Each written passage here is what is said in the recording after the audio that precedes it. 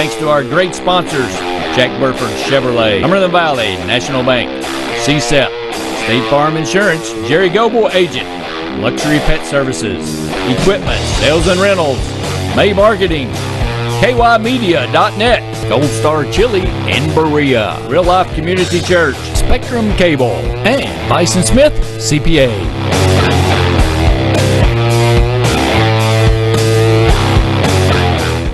Welcome to Coyote Country, your favorites from yesterday and today. 100.7 Coyote Country. Last week. He pitched well against Lafayette, just gave up a couple home runs there. Three bad pitches, and that was really it. Did us in. But number 12, Hagen Ovalet, the left fielder, is going to lead things off. It'll be followed by Ben Wilcoxon, the third baseman. Wilcoxon is a Kentucky Westland commit. Tyler Gregorius, the first baseman, is going to hit third. Landon Moberly is the cleanup hitter. He's also the catcher. He is a Kentucky Westland commit. Bo Benetton, the second baseman, followed by Stephen Bender, the right fielder. Peyton Henry, the designated hitter, is number 7. Number 8 is Santiago Parada, the shortstop. And the center fielder, Trenton Never, rounds out the lineup for the Knights. They face Adam Ritchie. In the field, on the mound, as we just said, Adam Ritchie. Catching Adam will be Logan Black. First base is Jared Grant. Second base, Ben Snaup. The third baseman tonight, Caden Shaver. At short, Logan Thomason. Left to right, Scott Simmons in the field tonight, playing left field. Center fielder Creed, and the right fielder is Bryce Travis. So that is the defensive alignments for the Indians today, and the lineup for the Knights of Lexington Catholic, who will lead it off with Ovalet. Hagen will be a lefty. The Knights of Lexington Catholic will go with the black road uniforms, the gray pants, white, black, and blue socks, and the white numbers, white letters outlined in that royal blue for the Knights from Madison Central. The blue home uniforms, the red numbers, or make that white numbers, white letters outlined in red, white pants with a blue stripe down the pants for the Indians. And the long pants for Madison Central going all the way down, covering the socks, unlike what we saw last time out for the Indians. Got to do something when you're in a little losing streak. You're trying to switch it up. Ovalet will bat left-handed. Lefty-lefty matchup to get the ball game started. And a pitch in there for a strike on the outside corner. Starts off with a strike, and third baseman's in on the grass a little bit, expecting a butt perhaps. Looks like there is good speed from Ovalet. As he digs in there in the 0-1 count. Pitch swung on and missed. Make it 0-2. I said in the past, Adam Ritchie's not going to overpower you, but he's going to be around the plate. Very methodical. And he can change speeds. Again, a very methodical pitcher, does a good job at keeping you on your toes, keeping you off balance. And here ahead in the count 0-2, will we see a throwaway pitch? Ritchie does just that. A little bit outside, a little bit high to make it a ball and 2 strikes. Clark Moore's players in the crowd. 8th grade game before the varsity game tonight. Clark Moore's played Lexington Catholic. That's the reason for the middle school late start here at the Dom. The 1-2, and Ritchie puts it in there, fouled off by Ovalet to make it a ball and 2 strikes, still the count. Pitch number 5 of the at-bat on the way. Good little battle at the beginning of the game, especially for Catholic. You know, they're coming out making Ritchie throw some pitches, so they get some looks at see what kind of pitches he has, his repertoire. Doing what a leadoff man is supposed to do. This pitch also fouled off. That one going back behind the home team dugout. It'll be pitch number 6 on the way. 1 ball, 2 strikes. Ovalet really making him work. See if Ritchie can just bear down now and see if he maybe comes inside, just tries to jam him up a little bit.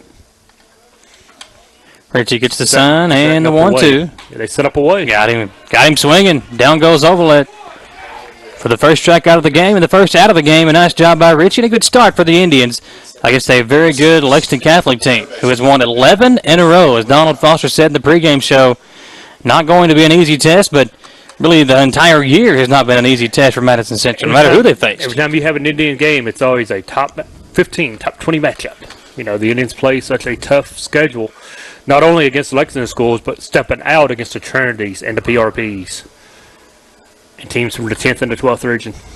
Pitch up high as Wilcoxon is the batter now. Ben is the third baseman. Where's number 6? Comes up with 1 out and nobody on. Speaking of Kenja Bosley earlier, Wilcoxon heading to Kentucky Westland to play his baseball, where Kenja played his college basketball. Swing and a miss, a ball and a strike. Was glad to have Kenja Bosley on this Wallingford Sports Show this past Monday, just a couple of days ago. Great kid. Really good interview, too. He was talking about his relationship with Dominique Hawkins, who, of course, played at Kentucky, and said those two guys still keep in touch on the regular. Maybe every other day as they'll talk to each other. Here's the 1-1. Outside now 2-1. Dominique currently over in Los Angeles, California, warming up for whatever his future is. Hopefully will be an NBA draft prospect, but more than likely going to take the over-the-seas route. He's going to take the free agent route early and see what happens. 2-1 count to Wilcoxon. Swung on and missed, make it 2-2. Yep. Dominique Hawkins said he does not care to go overseas and play. He's open to going overseas and playing. And possibly a broadcasting career in his future, as he is a broadcast major. Wouldn't mind having him on with us every now and then as well. The SEC Network has talked to him. 2 balls, 2 strikes. Pitch way up high in foul territory. Grant giving a chase, but can't make the play. Just out of his reach. I think that one actually might have bounced off the fence. 2 balls, 2 strikes, 1 out. We are in the top of the first. Just underway here at the Dawn at Madison Central High School. The Indians squaring off with a number 5 team in the state, Lexington Catholic Knights, who come in with their winners of 11 in a row. Good weather tonight. May not be the case for the rest of the week, so might be the only game the Indians can get in. Count even, 2-2, the pitch. Out in front again. Fouls it off just to stay alive. Seeing an EKU baseball coach is at the game tonight. Don't know if he's here to look at anyone or if he's just out of the house. There's quite a few prospects that I'm sure both that teams. that Coach Thompson from EKU would like to get a hold of. 2 balls, 2 strikes. Again, the pitch. This one in play. It'll be a base hit. Or will it not? No, nice play in center field. As I think that is Eden. Yeah, that's Trey. Trey Eden making the play for Madison Central. Coming in, thought that was going to drop, but he covered the ground and made the play for the second out of the inning. And that'll bring up Tyler Gregalis. Another lefty for the Knights. The second in this inning that Richie will face. So far, so good for Adam against Lafayette. He gave up a home run in the first inning and got in a little trouble. Curveball breaks outside, too far outside. A 1-0 count to Gregalis. That ball looked like it was good from here. I think Coach Ruth thought it was good as well, as he bends at the waist in the dugout. 1-0 count. Here's the pitch. Swung on and missed. Evens this count. It might have been a foul tip. It was a foul tip. Now a ball and a strike. And again, Richie doing a good job. We talked about it.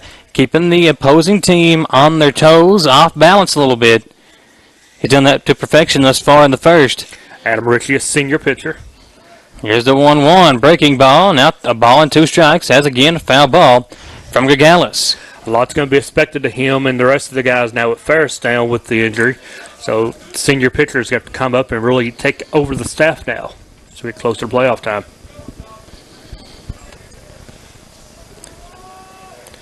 Richie digging back in on the rubber. Working from the stretch.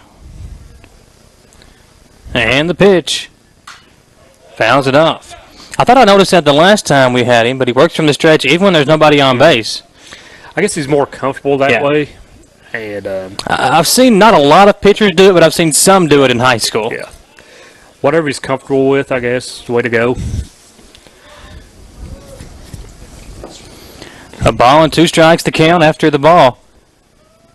Here is the 1-2. This one popped up high. Richie with a finger in the air, pointing it out to the shortstop. He'll come over and make the play.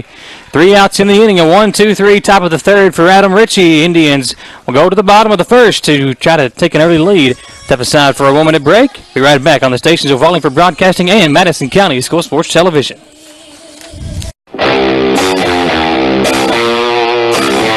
Thanks to our great sponsors, Jack Burford Chevrolet, Cumberland Valley National Bank, CSEP, State Farm Insurance, Jerry Goble Agent, Luxury Pet Services, Equipment, Sales and Rentals, May Marketing, KYmedia.net, Gold Star Chili in Berea, Real Life Community Church, Spectrum Cable, and Bison Smith CPA.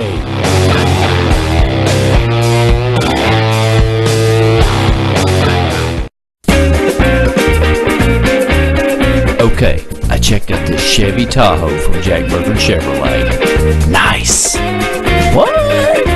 Ooh, this is nice. Nice Tahoe. Ooh, watch this. It even has a backup camera. Sweet. Ooh, no hands.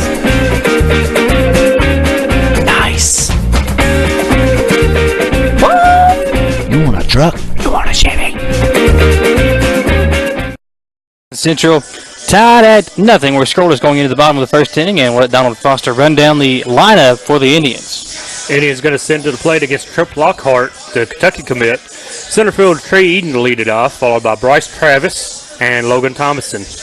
Ben Snap, Jared Grant, Caden Shaver, and then Adam Ritchie hits seventh, Logan Black, and Scott Simmons in the nine hole. Interested to see what this pitcher has. Already commit to UK, who is now number 4 in NCAA baseball, not basketball, baseball. Really amazed what they've done with the baseball program at Kentucky in the last few years. And this kid, Indians, I'm sure, are familiar with good pitching coming up against them. But I'll tell you what, one of the hardest throwing young men I've seen in a long time was, I can't remember his name, from Lafayette. Guilfoyle? Yeah. Guilfoyle was the pitcher from Lafayette that we saw. I mean, he was throwing it. We didn't have a speedometer up here, but faster than my car would probably go, I'd say. Yeah. Before it shuts off, anyway.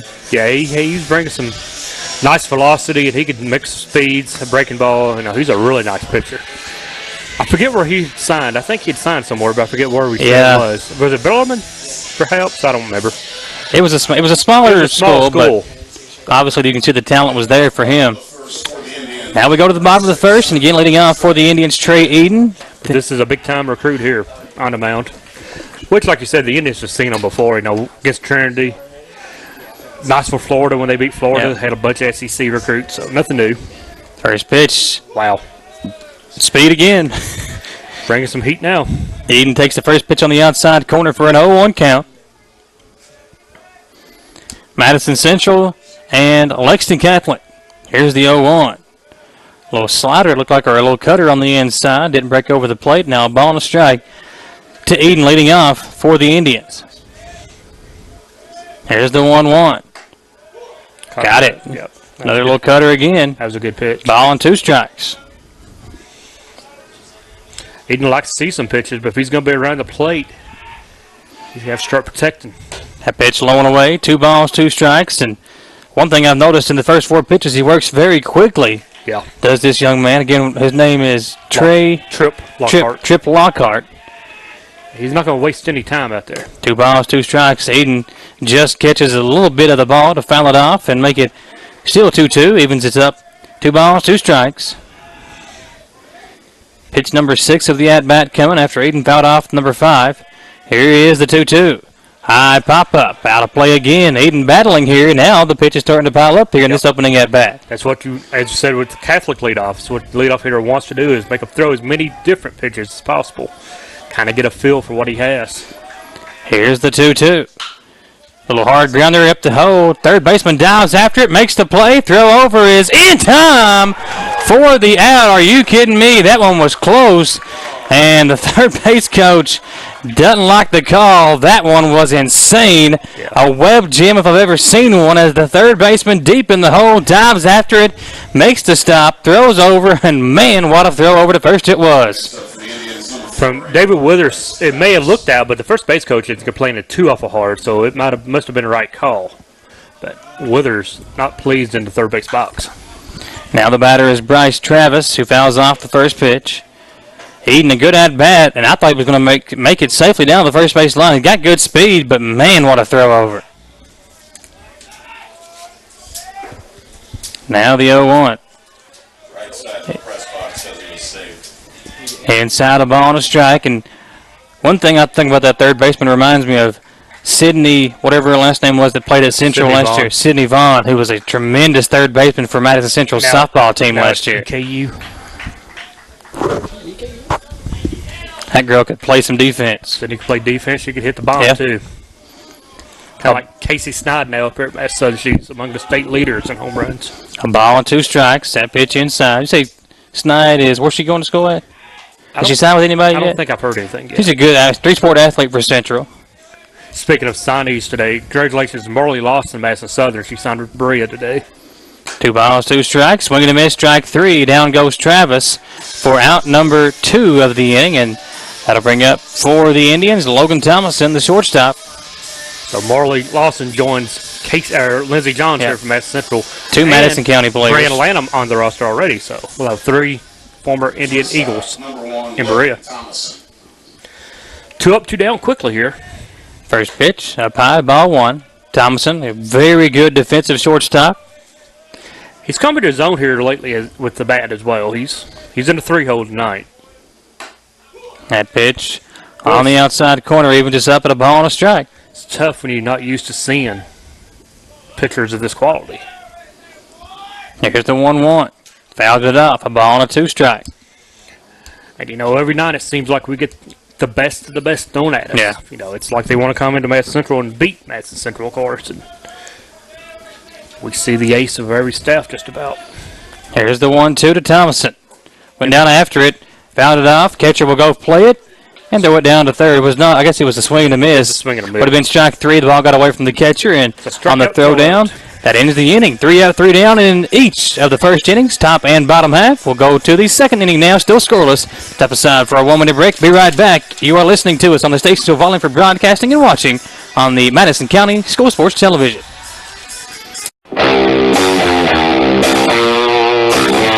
Thanks to our great sponsors, Jack Burford Chevrolet, Cumberland Valley National Bank, CSEP, State Farm Insurance, Jerry Goble Agent, Luxury Pet Services, Equipment, Sales and Rentals, May Marketing, KYmedia.net, Gold Star Chili in Berea, Real Life Community Church, Spectrum Cable, and Bison Smith CPA.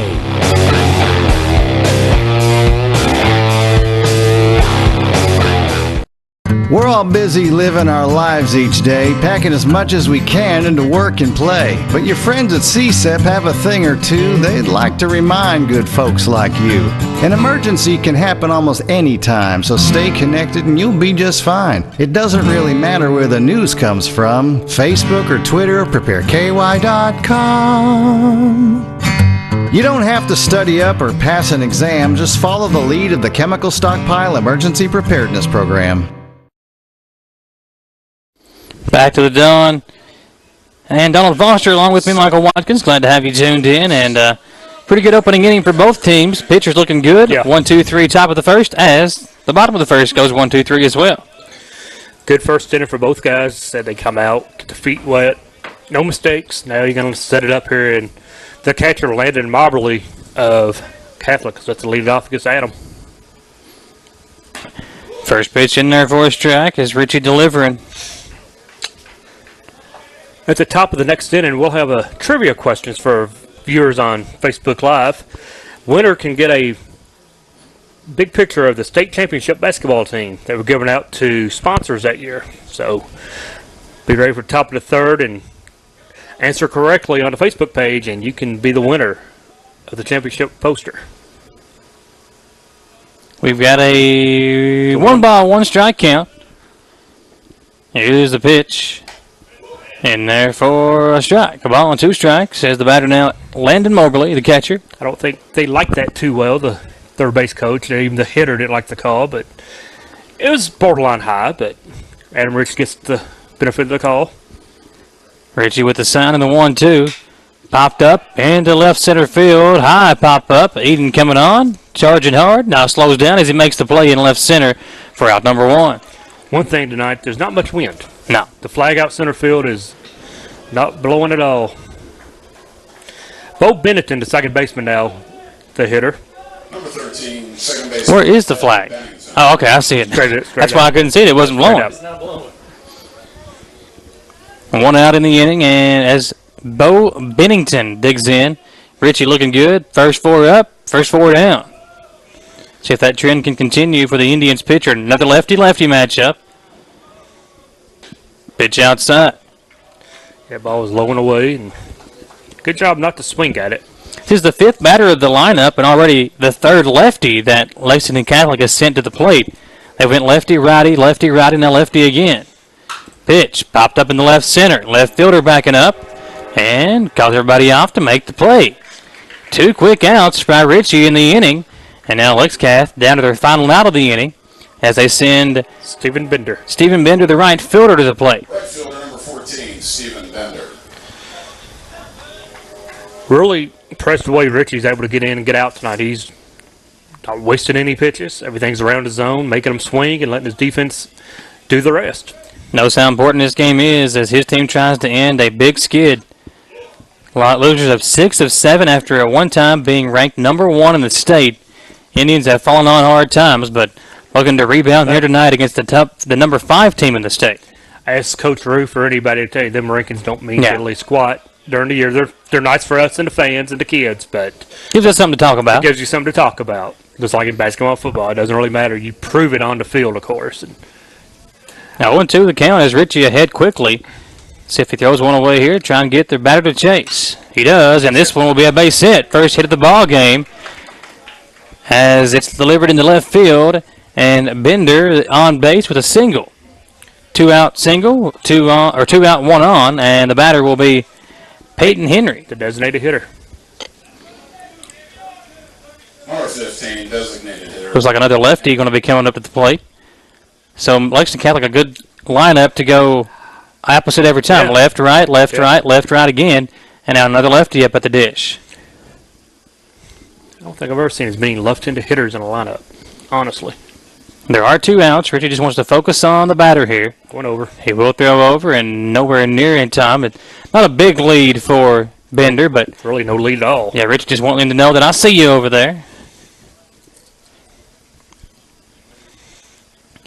You can see us as well. You can watch the game live on the Madison County School Sports Television Facebook page, also on the Fayette County School Sports Television Facebook page. We try to take care of Madison County and Fayette County when we can, and appreciate everyone watching and liking the Facebook page. If you don't already like it, please go do it. And we cover everything. We try to get football, baseball, basketball, cover a little bit of every sport. A 1 count. Ritchie gets the sign and the pitch.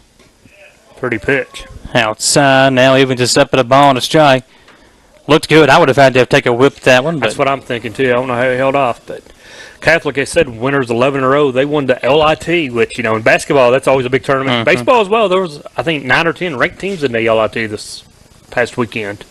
And Catholic won it. Checking the runner and going to go back over. Got a 1-1 count to the batter, who is Peyton Henry, after the 2-out single by Stephen Bender. First hit of the game for either team by Bender. Ritchie going to check the runner again. Gets the sign, working from the stretch as he has been all game long. Going. And the pitch. Runner going. How was that not a strike? It was a strike. Strike 2 called. The umpire is slow on his call. We had that at Madison Southern last week in a softball game. The umpire waited forever to make his signal. A ball and 2 strikes. Runner does take second, so it puts a runner in scoring position. A base hit possibly could drive him in. Don't know the speed of Bender, but it looks like he could be a decent athlete. See if the... Wasn't overly impressed with his trot down to second on that stolen base, but Galper definitely scores them. Early in the game, they may even send him home on a base hit. But there is good distance between the left fielder and the left field line if he could go the opposite way. Pitch in the left field. Left fielder will just come up a few steps and call everyone off to make the easy play for out number 3. Knights strand a runner, but they do get the first hit of the ball game. Now we go to the bottom of the 2nd inning. Step aside for a 1-minute break. You are listening to us on the stations of Volume for Broadcasting and watching us live on the Madison County School Sports Television Facebook page. We're all busy living our lives each day, packing as much as we can into work and play. But your friends at CSEP have a thing or two they'd like to remind good folks like you. An emergency can happen almost any time, so stay connected and you'll be just fine. It doesn't really matter where the news comes from, Facebook or Twitter or prepareky.com. You don't have to study up or pass an exam, just follow the lead of the Chemical Stockpile Emergency Preparedness Program.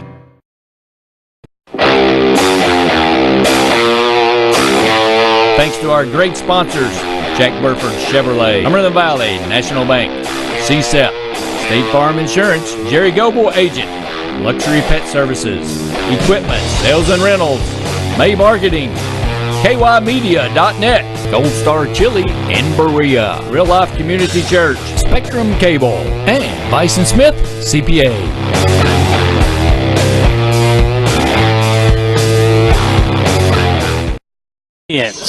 And the Knights go to the bottom of the second. Still scoreless, and due up for the Indians is Snap, Grant, and Shaver. The 3, 4, or 4, 5, 6 batters due up for Madison Central. 3, 4, and 5. No, it's 4, 5, 6, right? There's 1, 2, 3 top the first. So it should be 4, 5, 6. You're right. I said 3, 4, 5, didn't I? Look, it's been a long day for Don, man. It has. Huh? 7, 8, 9, I guess. 10 or 11 hitter, I think, is due up. Yeah, it is. 4, 5, 6. I hate to correct somebody, but you were arguing with. I was arguing with them. I was like, wait a minute, that ain't right. But you even corrected yourself there at one point. I was just going to let you figure it out. So here is Snap way out in front of that one. Ben was definitely fooled on that Yeah. one. No, I tell you, this Tripp kid, he is a I mean, obviously, he's going to UK, so he's out there for a reason. We knew he'd be good. 0-1 count. It, though. Snap again out in front. 0-2 as he can't make contact, and Jared Grant awaits in the on-deck circle. Maybe we can swing him to EKU. Maybe get him to flip. I know you saw the story where Duke got one of our commits to flip. So that Monday night. It's, well, I mean, when you got a choice between EKU and Duke, I guess, depending on playing time, you might have an easy decision as the ball gets away from the catcher on the strike 3 swing and miss, but if the easy throw down to get the out. Third strikeout of the game for Lockhart. He is rolling. Yep. Jared Grant's going to be a hitter now. He's definitely one kid that can figure this guy out, perhaps. Jared Grant, the first baseman. But, yeah, I mean, they said a young man went down to Duke, and by 8:30 that night, he commits to Duke, and like you said, it's a no-brainer.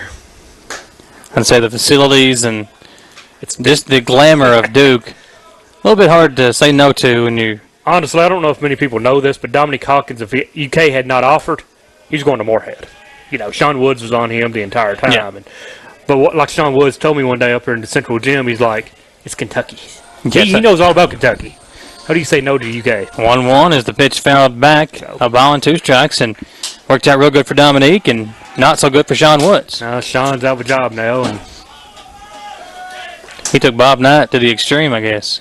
yeah, he's from the old school. The 1-2, Grant, did he go around?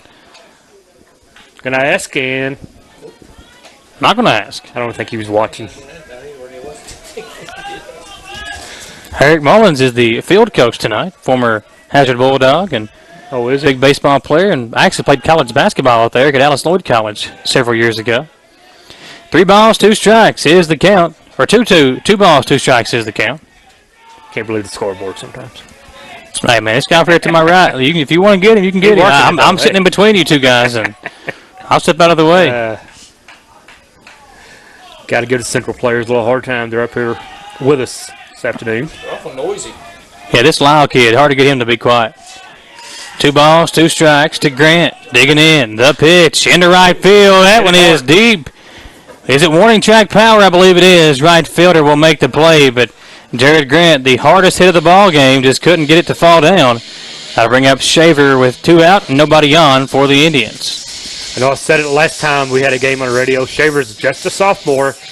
Plays every game. I really like this kid.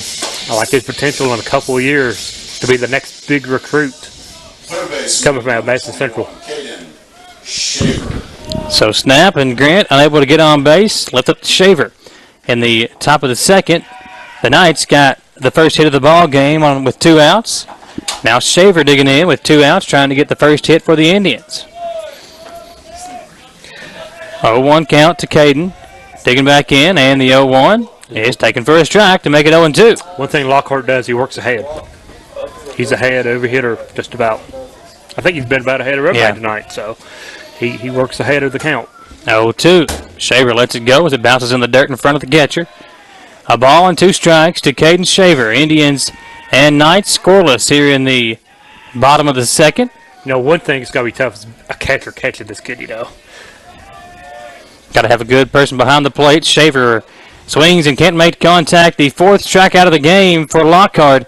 And we're still scoreless as we go to the third. We'll step aside for our 1 minute break and be back on the stations of Volume for Broadcasting and on Madison County School Sports Television. Thanks to our great sponsors, Jack Burford Chevrolet, Cumberland Valley National Bank, CSEP, State Farm Insurance, Jerry Goble Agent, Luxury Pet Services, Equipment, Sales and Rentals, May Marketing, KYmedia.net, Gold Star Chili in Berea, Real Life Community Church, Spectrum Cable, and Bison Smith CPA.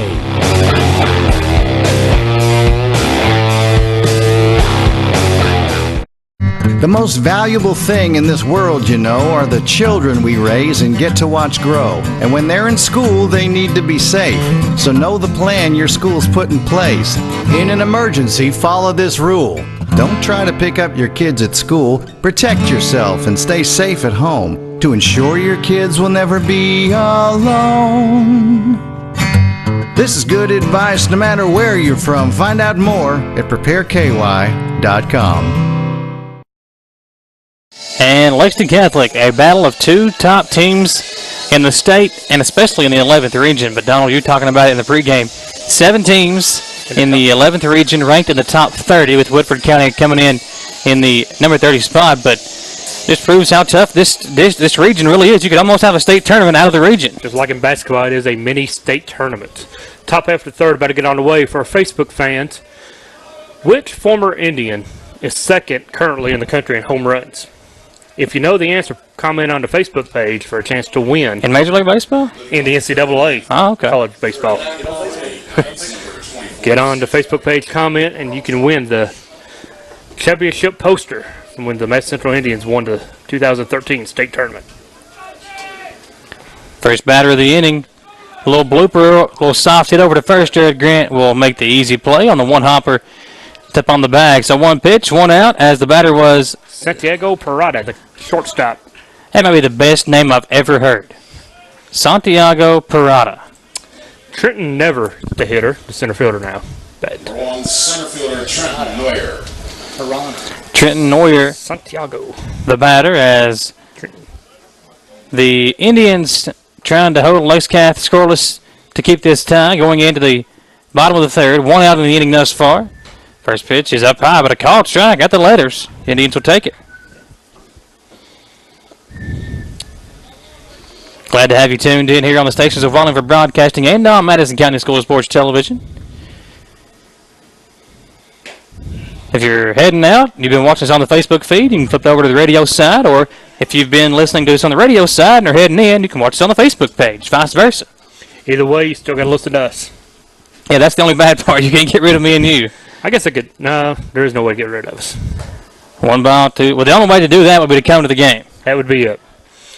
We're working on getting us over the PA now. Yeah. I'm talking to Brandon Fritz about that. 2 balls and a strike. I don't know. The PA announcer's a lot bigger than me. I don't know if I want to go down there and mess with him or not.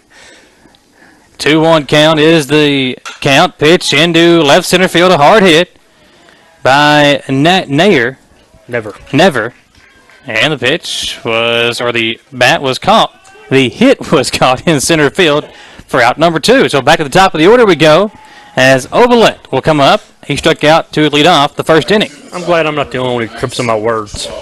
I think it's a daily thing for me. The bad thing is, though, you went to school for this. I didn't. Well, I'm old now. I'm getting old. Major. I've been working all day long. I ain't like Randy Rosenbaum who can just sit on her phone and tweet and Facebook all day long. Pitch outside, a called strike to Ovalet. Speaking of jobs, I have a baseball card show coming up this Saturday. If you collect baseball cards and know anyone who does, come out to the bowling alley at Galaxy Bowling Saturday morning at 9 o'clock. That pitch, a little hard grounder to third baseman Shaver will throw over for the out. A 1-2-3, top of the third. We go to the bottom of the third, still scoreless.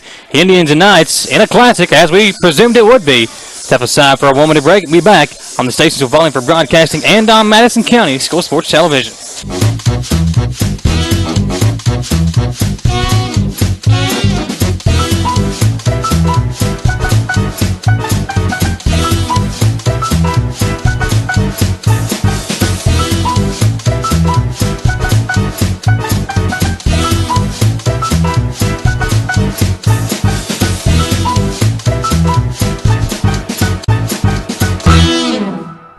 Small car, big coverage.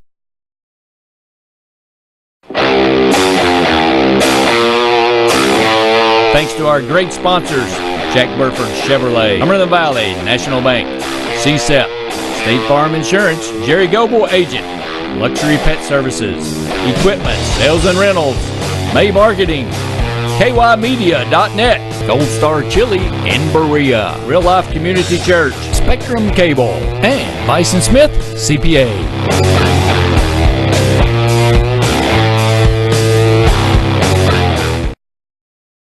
To the dawn as the Indians and the Knights squaring off in a tight one, just as we presumed it would be. And Donald has not let us down here in the first 3.5 innings. Indians coming out, they really want to break it, slide their on, and what better way to do it than against Lexington Catholic, who may not be Lafayette as far as we're concerned as a rival, but the Knights are a team you want to beat if you're the Indians as well. And leading off the Indians, bottom half of the order, Adam Ritchie, the pitcher, will bat, then followed by Logan Black, and then Scott Black, Simmons. Scott Simmons. So Ritchie a chance to help himself out. No one for Madison Central has been on base with a hit yet. Been on base period yet. Is a no-hitter, a perfect game thus far through two. So far in the game between either teams, both teams. So big chance for Adam though to help his own cause here. And he does. And to center field, and it'll be a base hit. Ritchie will run. It'll be a leadoff double at least for Ritchie, and a nice piece of hitting. He sees one pitch and delivers it into center field. Adam Ritchie rolling it for the Indians. Adam at second. We'll have a courtesy runner coming out for the pitcher. So we'll get some speed out at second base. Not saying Adam's not a speedster, but we'll have some speed on base now in the form of probably Bannon Hill. I'm not sure yet. Number 22 is the courtesy runner. Who's the runner, guys? 22, who's it? I don't know. I don't have a roster. I didn't get a roster before the game. 18, Logan Black. Who's 22? Jim Morrison is one of the seniors going to be out at second base. Guitar player. I thought he disappeared a few years ago. He's back. Back over at second base, man. Logan Black, the hitter now. The catcher has a shot to. Yeah, I was going to say, do you think he'll bunt here? I thought he would. He was getting ready to square around as Did he tip his hand? Lockhart came off the rubber to check back at the runner. First baseman's in on the grass. Third base is playing bad in case there's a play at third. Pitch inside. Black pulling back the bunt attempt. Yeah. They got the wheel on in the right side of the infield, so first baseman's going to be charging. Second baseman will be covering first on the bunt. So if he pushes up third base, he might actually get a base hit out of this. Lockhart. A little soft grounder over to the pitcher. He'll come in, field it, throw over. And the pitcher drops it. And the runner going to come in to score. No, he's not. He's out. He did. The ball came out. Ball came out, and the batter, Black, going to run up to second base. My question, did he take home plate? I think he slid into home. I think that's what knocked the ball out. Okay. We'll find out if they appeal or not. But He got the plate. He got the plate on the slide in. Big play, and just a mental lapse by the first baseman. He lost the ball, and now is the runner at second. Now they're going to have another courtesy runner come in for Black. that's the catcher. You know, I'm not sure how many of you saw it online, but Alabama hit a home run. Yeah. Softball, and she did not touch home plate. And she was called out.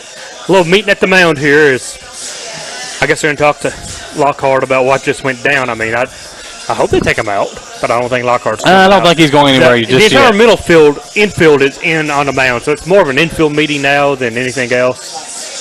So, Maybe just to go over what happened there in the future if that ever happens. Don't let it bother you and just go on with it. But Scott Simmons, the off fielder, is going to be the hitter when we get back to play. It is a 1-0 score. Yeah. They do have a Somebody warming up in the bullpen deep in the right field area. But I tell you what, the guy that got this all started was Adam Ritchie, who's been terrific Adam with a double in the first 3 innings. Led off the inning, seeing the first pitch, delivered it into deep center field. Was courtesy ran for, and that courtesy run comes in to score the first run of the ball game. Jim Morrison scores the run. That's right. And another's going to square around the bunt. Throw over to first. Going to be in time this time. First out of the inning, and the Indians are in business again as they have the runner down at third. So far, a productive third inning, 1 out, 1 run in. Back top of the lineup at Trade. And as you said, a runner down at third. So Simmons with the sacrifice bunt, moving the runner over. The Indians trying to now extend the lead. infield playing back for Catholic, so they're willing to concede the run on a ground ball. I'd see Eden pull one here down the left field line. Good 25 yards. Oh, if he does, he can run forever. May not run like our buddy Michael Hickenbotham, but he can run. Oh, yeah. Hickenbotham winning 3 different races down in the events in Lexington. All I know is he challenged you to a race. I know. That's all I know. I'm fat, out of shape, and I got the dad bod going on now, Michael. I can't really get it going. 0-1 the count to Eden. Little square around the bunt. Sacrifice. A little good suicide. Squeeze. Yeah, a little suicide squeeze, and it works to perfection as the run comes in. A hard bunt on the first base line, and the run coming in to score puts the Indians up 2-0 here in the bottom of the third. What an inning for Madison Central. They came in with no hits, and now with 2 outs in the inning have scored 2 runs. Double, an error, and now the sack, or the suicide gets them in. And Bryce Travis is going to hit. The base is empty, 2 away, but the Indians on top, 2-0. Travis. Nope. Going to step out of the box. Quick timeout. Yep. Bryce Travis, the left fielder tonight. Right fielder. Yep. Simmons is in left field. They move the outfielders quite a bit. Left and right always seems to. He'll lay down the bunt with a lot of speed. Can he beat the throw down? It'll be close. Yep. But an easy throw down. A nice play by the catcher to get the out and in the inning. But Madison Central, a big inning. 2 runs as they get to Lockhart. And they'll take a 2-0 lead into the 4th. Step aside for a 1-minute break and be back on the stations of Wallingford Broadcasting and on Madison County School Sports Television. Thanks to our great sponsors, Jack Burford Chevrolet, Cumberland Valley National Bank, CSEP, State Farm Insurance, Jerry Goble Agent, Luxury Pet Services, Equipment, Sales and Rentals, May Marketing, KYmedia.net, Gold Star Chili in Berea, Real Life Community Church, Spectrum Cable, and Bison Smith CPA.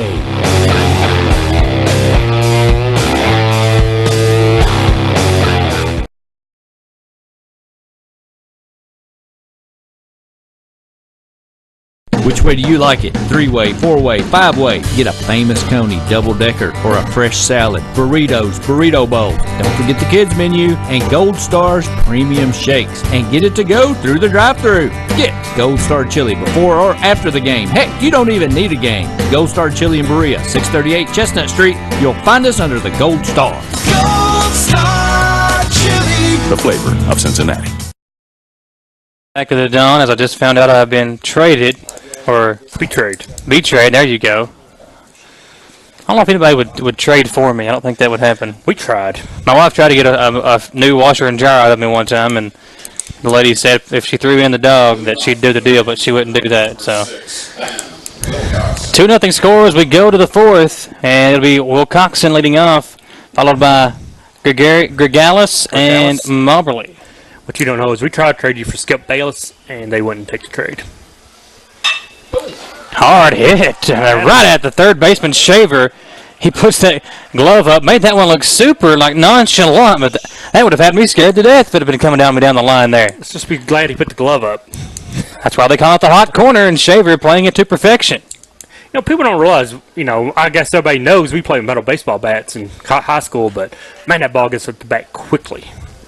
So 1 out quickly, 1 out, 1 pitch from Richie here in the inning. Now that pitch outside. It'll be a 1-0 count to Gregalis, who popped up to the shortstop in his first time up. 1-0 count to him. Pitch is up high. They get 2-0 as Richie goes high, like you said. Indians with 2 runs in the bottom half of the 3rd get on top with the double from Richie. So Adam Richie so far has been the player of the game. He's doing it from all sides. Yeah, finally delivers one in there on the strike. On the outside corner, Richie got the offense going, and his pitching's already been going. And through the first 3 innings, through 3 1/3, he's allowed only 1 hit thus far. That came way back into second. 2-1 to Gregalis. Low on the way, 3-1 the count. Looked over to the Indian dugout, and think it was Goebel over there who didn't like the call. Coach Roof didn't react to it, but players in the dugout did not like the call. Here's the 3-1. Hard hit. Grant up to make the play. How about the defense and the pitching thus far for Madison Central? 2 hard hits.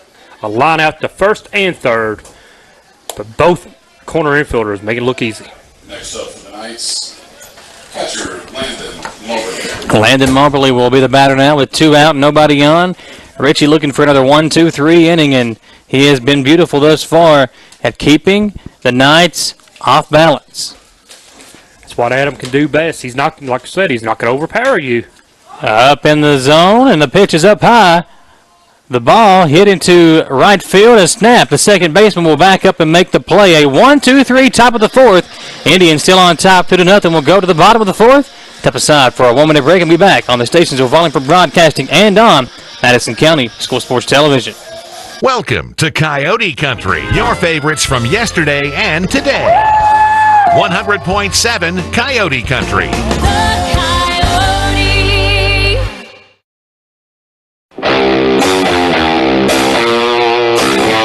Thanks to our great sponsors, Jack Burford Chevrolet, Cumberland Valley National Bank, CSEP, State Farm Insurance, Jerry Goebel Agent, Luxury Pet Services, Equipment, Sales and Rentals, May Marketing, KYmedia.net, Gold Star Chili in Berea, Real Life Community Church, Spectrum Cable, and Bison Smith CPA.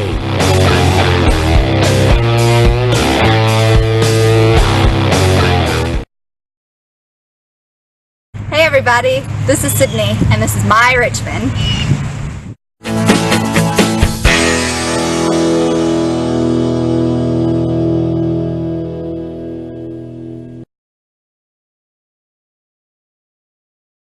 Due up for the Indians. Lockhart's just not coming out of the dugout. I'm not sure what the confusion was in the Catholic dugout. They held Lockhart and the catcher in for a little while. Maybe just having a quick discussion. Who they? Lyle over here. What's your first name? I don't like that. We'll go with Fred. Now, Sean Lyle over here telling us that he's seen him do that every time, that the in-between innings that Lockhart. Well, we're not paying attention then. I know. We're over here on our phones, looking up Facebook, and we're getting old, man. That's it. When you tell me I just had a birthday. I just turned 19. 19? Maybe about, what, 20 years ago? Something like that. Tell you what, it's been a beautiful day. This weather the last 2 days has been perfect. I like it when it's cool. Yeah. Because I burn up. I get hot easy. I get hot anymore. When you're as good looking as I am, you tend to be a little warmer when the sun's out. So I'm sure Sean Law can agree. He kind of goes through that same thing, I'd say. It does. And I'm like you, though. I like the weather we're having right now. I don't like the hot summer weather, but I do. Bring it up. Now we go to the bottom of the 4th, and again, due up for the Indians is Logan Thomason, who struck out in the second inning in his only plate appearance. First pitch here, going into right field, going the opposite way with it. And the right fielder there to make the play. Hard to see down that right field line, but it is. It's a very tough press box to see that right field line. But Ben Snap's coming up now, the second baseman. He's a strikeout victim. Lockhart has 4 strikeouts. He's gone 3 innings, gave up a hit, struck out 4, but he has allowed the 2 runs. So, Indians on top, 2-0. Bottom half of inning number 4. This one, right back to the pitcher, Lockhart. That's going to be a quick 2 outs for the Knights pitcher. 2 outs in the inning, and Jared Grant will be the batter. Tell you what, Grant needs to take a couple just to give Ricky a little break in the dugout.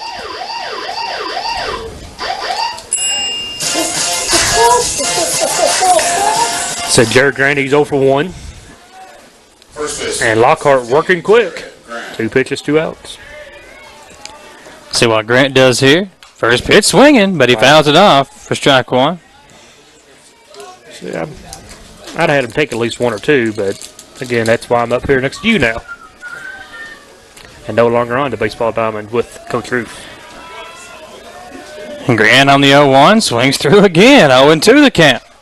Tell you what, Lockhart is dealing. No, those 2 would have been strikes either way. Yeah, so we're hacking, and he's in the zone. So what are you going to do? Do you have to protect the zone? He's really focused in here after giving up those 2 runs in the third inning. Now the 0-2 to Grant. Low and away, but that one looked good from here. Just a little bit low. A ball and 2 strikes. Don't forget, guys, if you're a fan of local sports or any kind of sports, you can tune into the Wallingford Sports Show every Monday night as Lockhart brings in the 1-2 and got Grant looking. Strike 3 called. Indians go 1-2-3 in the bottom of the 4th. We'll set that promo for the break after. Step aside for a 1-minute break. Be back on the stations of Wallingford Broadcasting and on Madison County School Sports Television. Thanks to our great sponsors, Jack Burford Chevrolet, Cumberland Valley National Bank, CSEP, State Farm Insurance, Jerry Goble Agent, Luxury Pet Services, Equipment, Sales and Rentals, May Marketing, KYmedia.net, Gold Star Chili in Berea, Real Life Community Church, Spectrum Cable, and Bison Smith CPA.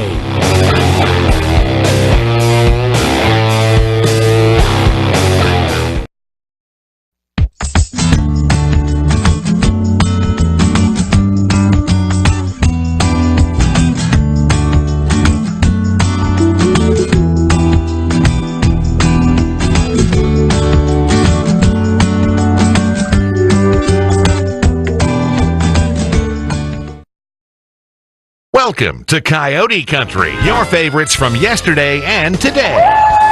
100.7 Coyote Country.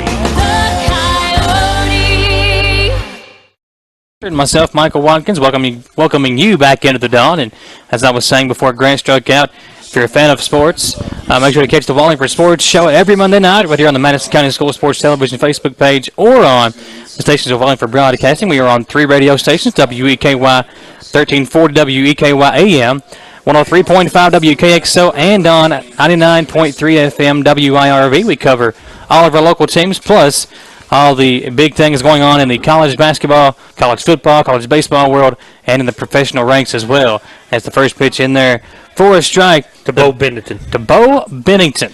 Adam Ritchie so far, 4 innings of work, gave up 1 hit. He struck out 1 again. Not overpowering numbers, but he's shutting out the number 5 team in the state so far through 4. A little breaking ball, a little curveball takes something off, but a beautiful pitch. He's at 0-2 now to the number 5 hitter. Bennington. 0-2. Ritchie way out in front. See if he can go ahead and get this out. The 0-2 in there for a strike. Got him looking. And Ritchie got the strikeout, and the Bennington didn't like the call. Had a little exchange with the official there as he came out of the batter's box. He did not like the call, but one thing you can't do in high school is complain too much. They will run you quick.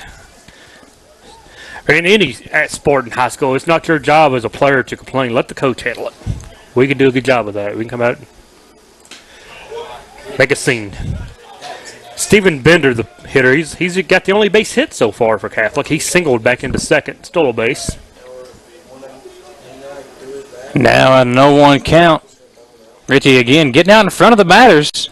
Got ahead at 0-2 and this struck out. Bennington on 3 pitches, and now a ball and a strike to Bender.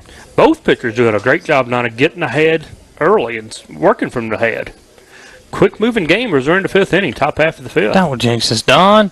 1-1 down the left field line, and that one just foul. As there is no wind, that one just kept curving down the foul line and on the left field side. Down to 310 line. It said goes out of play. As you said, if someone can put one down to the left field line, they can run forever. Yeah. I mean, A ball and 2 strikes, the count to Bender. I think even I could maybe get a double if I put one down the line. Randy could probably get a triple. Double cheeseburger? I'd have to stop for a double cheeseburger, a double T. 1-2, hard hit into left center. That one will be a base hit, maybe extras. No, a nice job. Good job cutting it.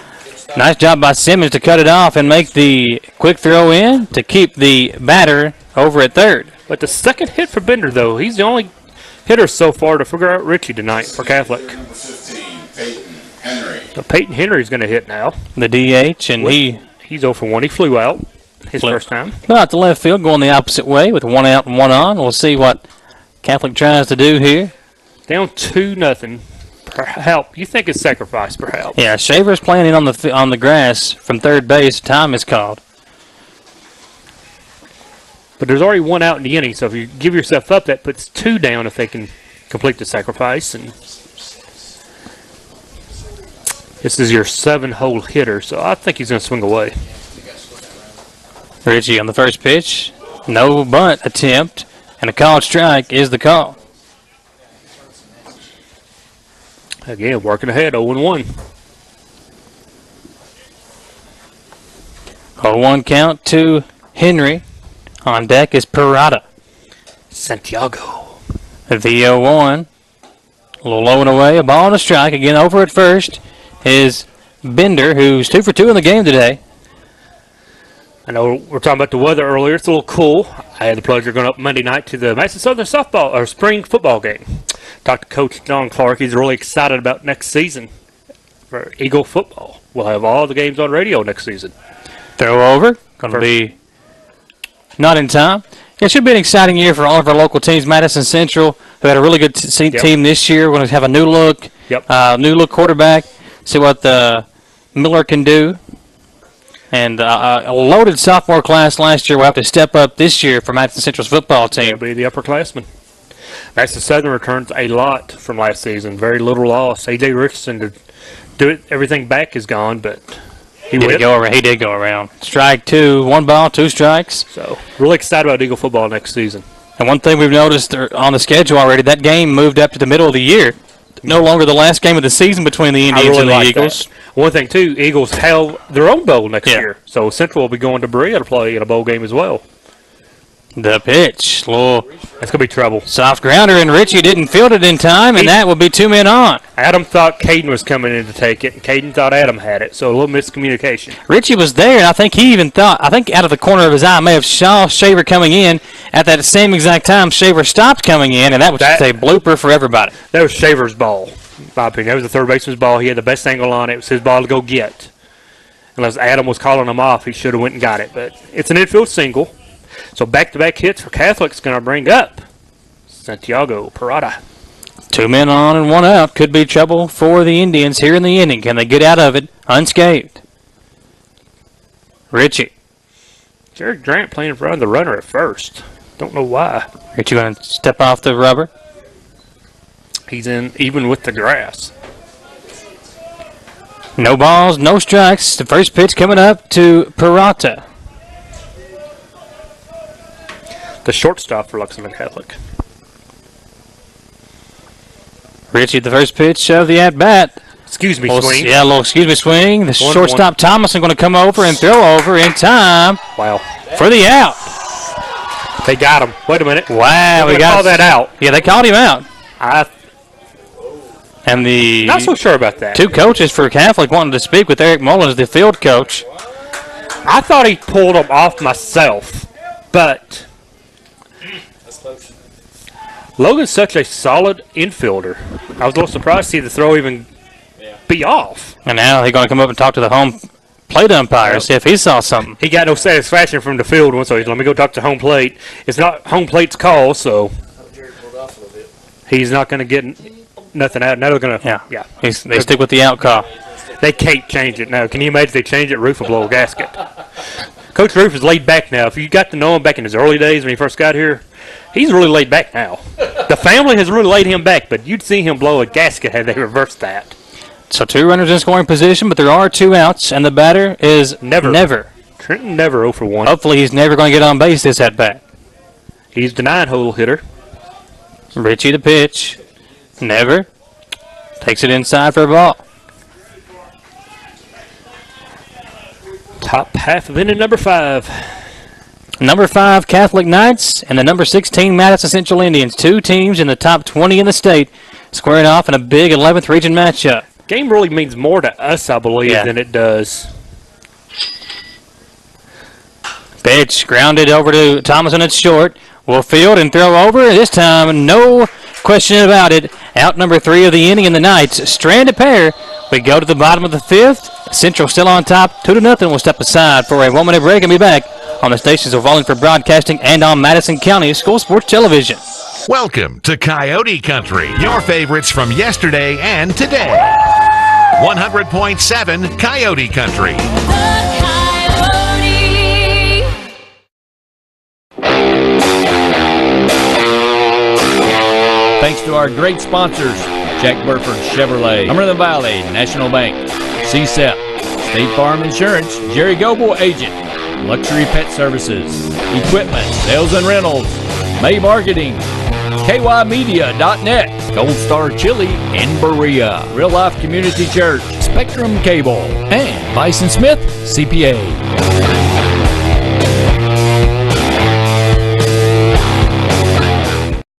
Hi everybody, this is Skip Darty, and this is my Richmond.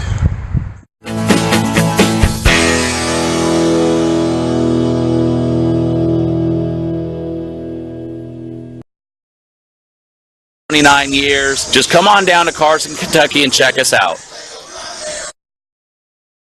In to catch the Reds game here on the stations of Rolling for Broadcasting. The Reds game will be joined in progress. We are currently over at the Dawn at Madison Central High School for a big top 20 matchup between the Knights of Lexington Catholic and the Indians of Madison Central. We go into the bottom of the fifth where the Indians take a 2-0 lead, and coming up to bat is Shaver, Ritchie, and Black, the 6, 7, 8 batters for the Indians. Can I say something here? Nope, not allowed.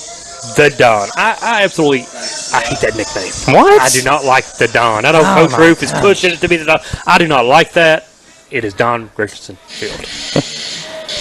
I like it. No, it is Don Richardson Field. Coach Richardson is my coach. I think the man deserves more respect than just the Don. He's not the Don. Is he a mafia boss? He might be. He very well may be. The mafia boss of Kirksville. But I digress. So we go to the bottom of the fifth. Shaver will lead off, the third baseman. Lockhart tonight's had a good night so far. I mean, 4 innings, gave up 1 hit, 5 strikeouts. But he has allowed them 2 runs, and he throws it. Both were earned, right? Yes. First pitch to Shaver, a called strike. Indians 2, Knights nothing. Again, going into the bottom of the fifth. Indians try to extend that lead. And you know the Knights. That's going to make a run. Yeah, exactly. You want to get them a couple of insurance runs late in this ball game, but going to be hard with Lockhart out there, who has gotten ahead of every hitter, it seems like. And here to Shaver now ahead 0-2. Good teams make runs at the end, you know. We had that softball game last week. Madison Southern got the big win over North Laurel, but North Laurel made a run there at the end. They did. 2 big insurance runs in the bottom of the sixth allowed Southern to hold on after giving up. It was a 1-0 lead going into the bottom of the sixth. They get 2 big runs in that sixth inning, and then allow 1 run in the top of the seventh, and the next batter got on base at third base. So they had the tying run on second, I believe. On second, yeah. Yep. They had the tying run on second base, and Pig, the pitcher for Madison Southern, did a really good job. She was tremendous against North Laurel. Yeah, freshman, undefeated North Laurel at the time. Pitch in there for a strike to strike out Shaver. And Caden knew it when he took it. Just so much young talent for all of our coverage area teams, not only here in Madison County, but up there in Estill County as well. I mean, look at Pig over at Madison Southern. Cornelison, also only an 8th grader over there. Yes. Here at Madison Central, you got Shaver, a very real good young sophomore. Yep. Over in Estill County, we've got a couple of good freshmen, an 8th grader over there. Camden Powell is a good player. So Adam doubled to get the inning started, the scoring started way back into third. 1-0 count to Ritchie, and he was the one that got the damage. He's been the majority of the damage for the Indians, not only at the plate with that big double that got everything going on offense, but the way he's pitched tonight as well. He is working for the Jack Burford Chevrolet Player of the Ballgame on the Madison County School Sports television side of things tonight. 2-0 count to Ritchie. Here's the 2-0 pitch. Ritchie. Look how hit that ball hard, too. A little backhanded by the shortstop. Parata kind of hesitated, but still able to get Ritchie over at first. He kind of knew who was running. He seen he had time. He wanted to make sure he made a good throw. But 2 away, though, here in the bottom half of the fifth. Logan Black comes up. He reached on the air back in the third. Logan Black, the catcher. Next up, catcher Logan Black.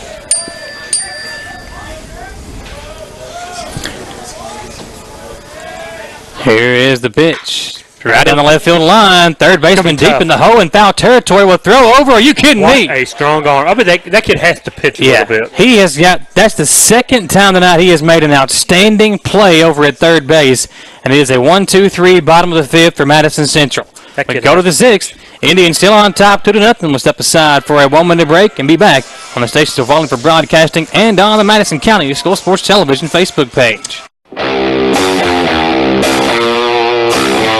Thanks to our great sponsors, Jack Burford Chevrolet, Cumberland Valley National Bank, CSEP, State Farm Insurance, Jerry Goble Agent, Luxury Pet Services, Equipment, Sales and Rentals, May Marketing, KYmedia.net, Gold Star Chili in Berea, Real Life Community Church, Spectrum Cable, and Bison Smith CPA.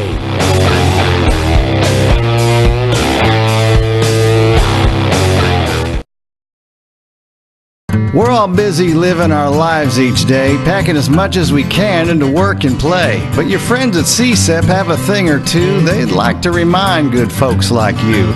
An emergency can happen almost any time, so stay connected and you'll be just fine. It doesn't really matter where the news comes from, Facebook or Twitter, prepareky.com. You don't have to study up or pass an exam, just follow the lead of the Chemical Stockpile Emergency Preparedness Program.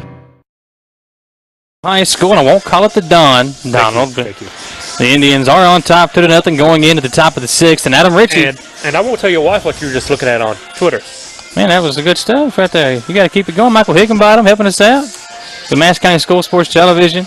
And here on the stations of Wallingford Broadcasting. And again, Adam Ritchie, I don't know. Do you have a pitch count for him? I don't do pitch counts. I don't. But he's not throwing a lot of pitches for what inning we're in. He's not at a limit here as we go in the bottom of the 5th, so. No, the pitch count is something that I have mixed emotions on. Yeah. It's good and it's bad. That's why you see no major league pitcher anymore get out of the 5th and 6th inning anymore. But I understand it's for protection of arms and stuff. But back when I was a kid especially, you'd throw 100 pitches. Yeah. As many pitches as it took. I saw, when I was up in Breathitt County, a kid throw maybe 150 before. I mean, it was just, it. And I understand that's way too many. Yeah. But you got to let them throw some, especially when you get to college. Now, by the time you're a college kid, your arm is strong enough to throw. But the problem is you've been conditioned as an 8th grader, freshman, sophomore, junior, not to throw more than 65 pitches. So, but that just opens more jobs up in the big leagues for relief pitchers. Hagen Ovalet is the batter. He's 0 for 2. Our lefty-lefty matchup is Ritchie. He's done a good job of getting in front of everybody. He'll come off the mound here to field the bunt. Very tough. Catcher Black will get it and throw it over the head of Grant, which will allow the runner to advance up to second. Mistake there by Black. Would have been better off just to eat that one. Yeah. And Ritchie might have had a better shot on that one. He was already there, and Black had a couple of steps to go, called him off. Yeah, Logan did call him off on that play. There was no doubt about Logan calling him off. But as you said, that's trouble. So now the leadoff man on in scoring position. We said they were going to make a run. Yep, tying run now at the plate here in the 6th. In the form of Wilcoxon. The third baseman who's made a couple big throws at third. And a Kentucky Westland commit, so we know he can play a little bit. That's right, he ain't going somewhere bigger with the defense he's played. Not sure how good his bat is, but the defense is stellar with this kid. But, you know, like everything else, offense is what the coaches want. Yeah. Pitch up high, ball 1-0 counting. See if Ritchie can keep it calm here and keep things steady for the Indians, who have that 2-0 lead. Knights, a good ball club. You expect them to try to make a run. Now I wouldn't be surprised to see perhaps a sacrifice bunt, get them over to third for your 3 and 4 hitters. Was going to swing away, didn't attempt the bunt, and it's now a ball and a strike, evened up.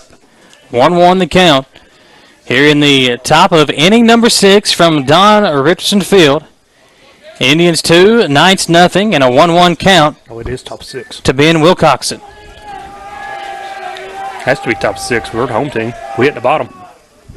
Don't believe the scoreboard. Pitch hit hard. Caden Shaver couldn't get it. It'll be a base hit and a run.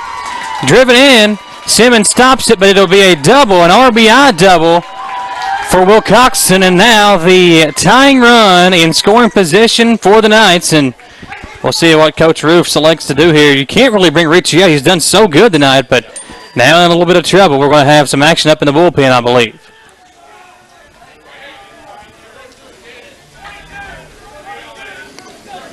The batter will be number 19. Gregulius. Tyler Gregalis. So this is the top of the 6, right? Yep. 2, 4, 5. What? How come we're the 5th?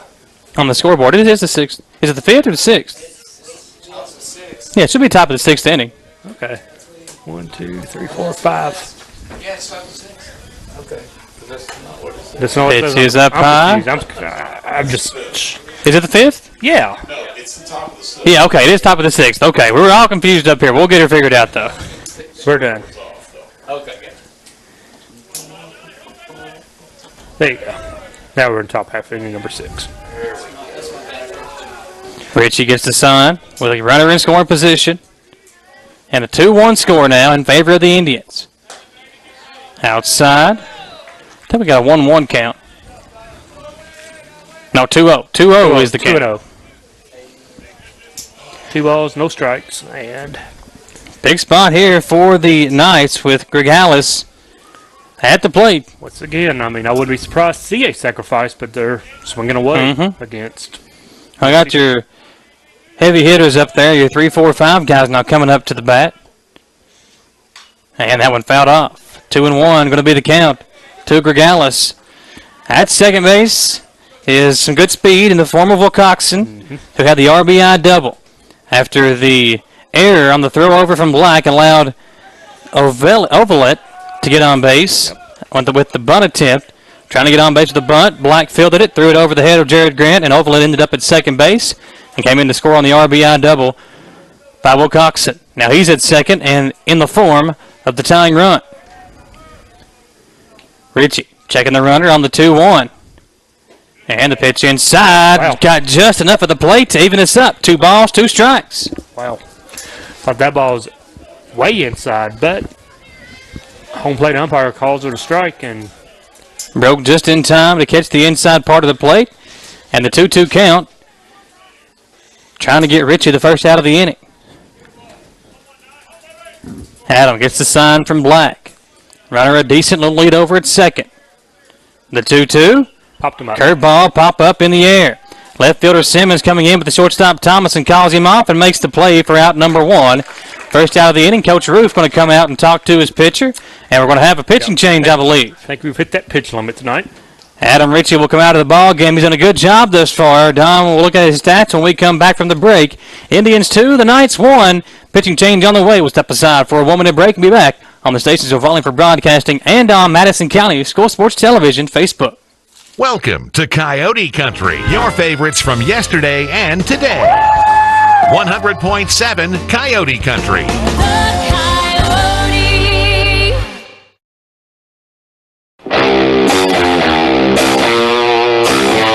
Thanks to our great sponsors, Jack Burford Chevrolet, Cumberland Valley National Bank, CSEP, State Farm Insurance, Jerry Goble Agent, Luxury Pet Services, Equipment, Sales and Rentals, May Marketing, KYmedia.net, Gold Star Chili in Berea, Real Life Community Church, Spectrum Cable, and Bison Smith CPA.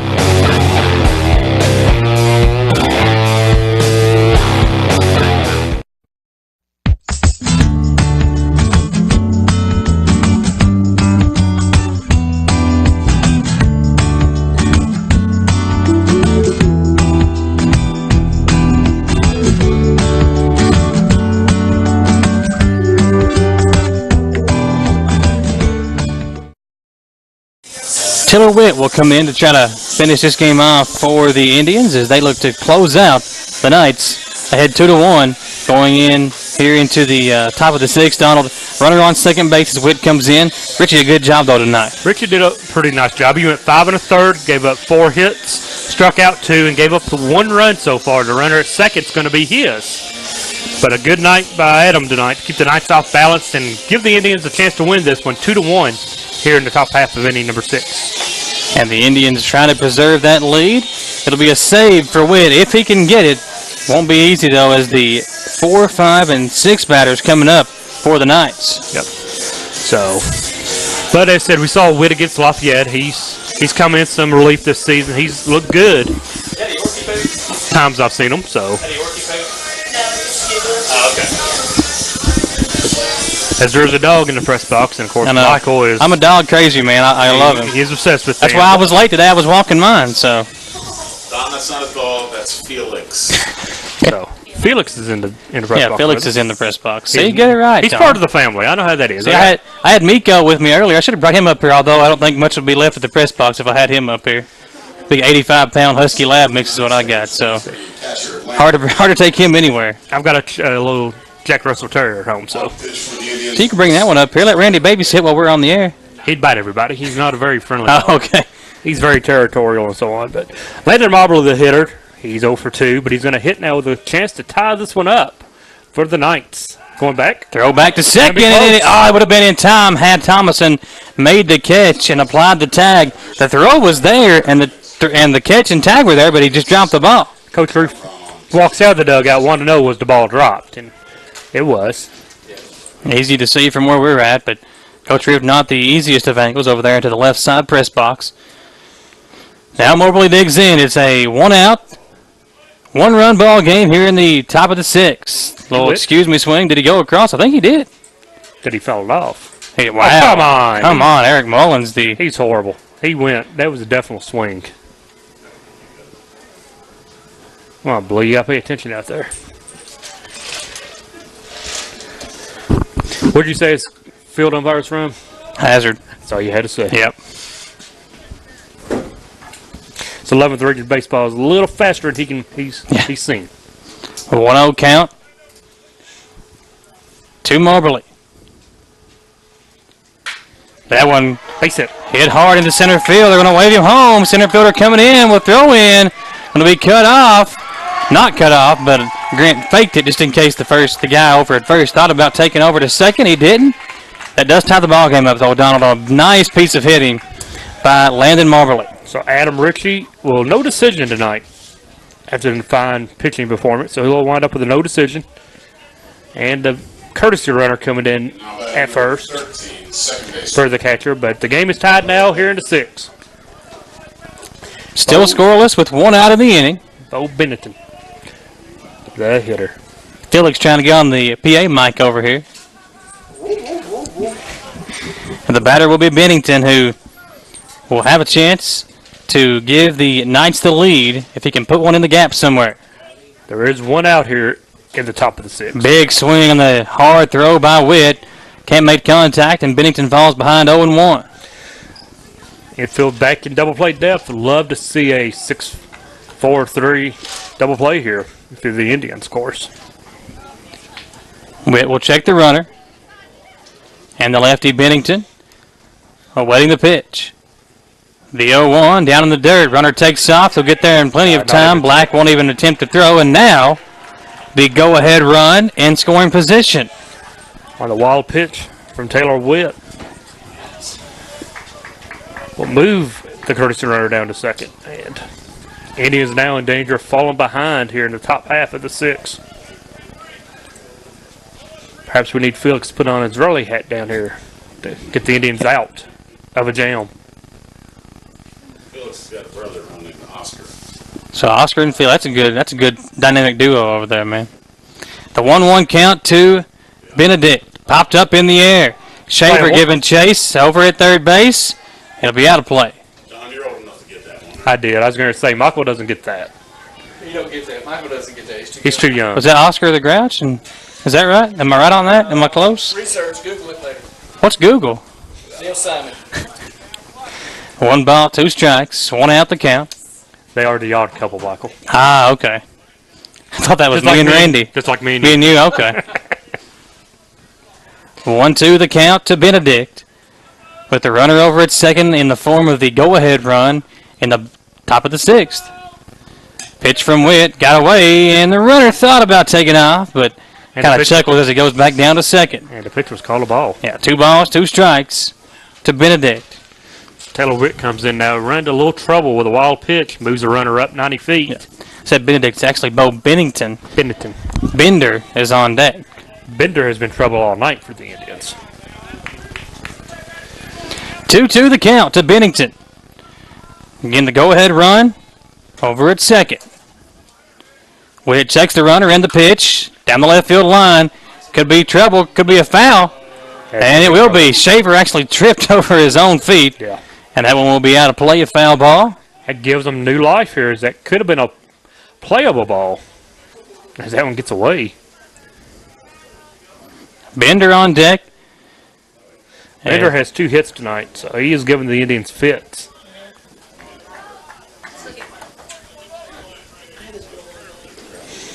Two count to Bennington. Again, 1 out in the inning. Indians trying to hold on to at least a tie before the bottom of the 6th rolls around.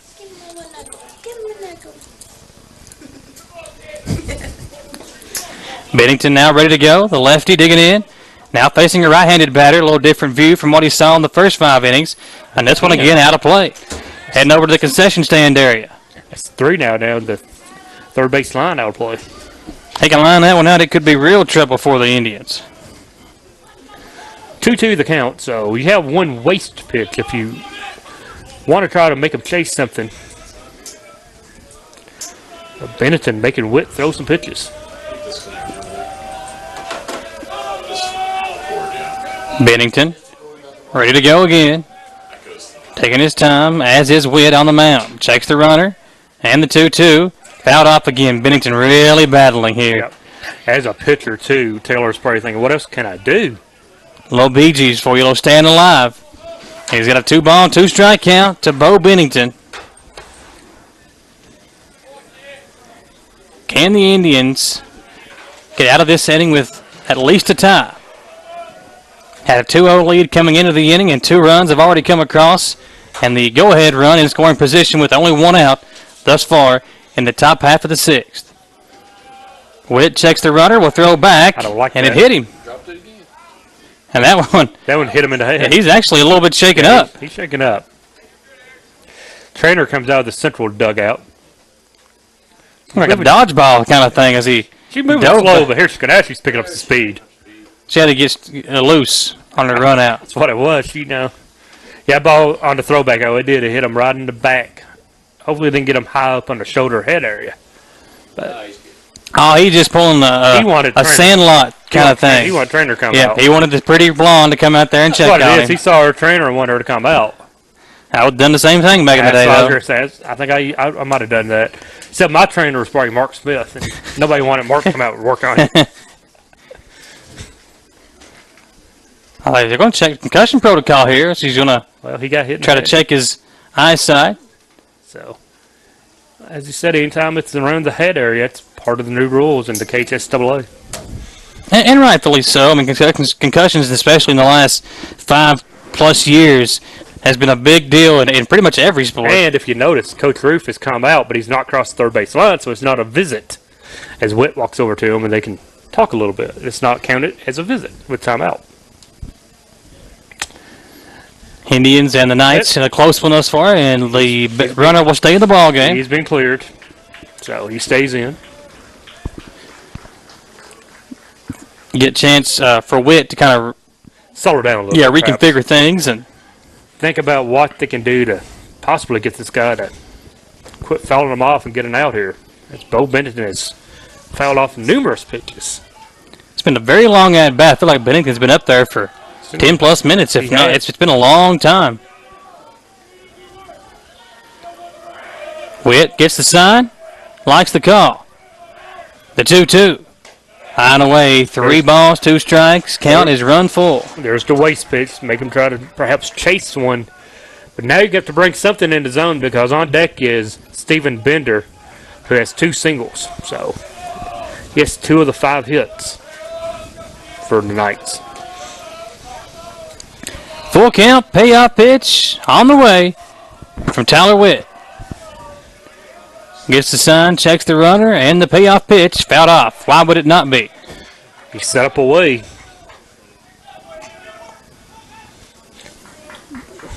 And now it'll be a big spot here for Bennington. Has been his entire at bat. He has fouled off 5 pitches already. He's been up there battling. He's been a nuisance. Pitch number 10 of the at bat coming up here to Bo Bennington. Taylor Witt's going to dream tonight about Bo Bennington fouling off pitches. Witt gets the sign again, and the payoff pitch. As Thomason telling him to go home with it. No. And time is caught. Dancing around down there at second. First, you worry about a balk, perhaps, on the mound that long. But timeout granted. The Knights are making some noise now in their dugout, so excited as they tied it up in the center with 2 runs. And we lost. Yep, all 4. First walk of the game for either pitcher. And not a good start for Witt, who's come in and given up a hit and a walk. And now if you go ahead and run in scoring position and an insurance run on base for the Knights. For Stephen Bender, who, as I said, has 2 of the hits tonight. 2 of the 4 hits. So Bender digging in with still only 1 out in the inning.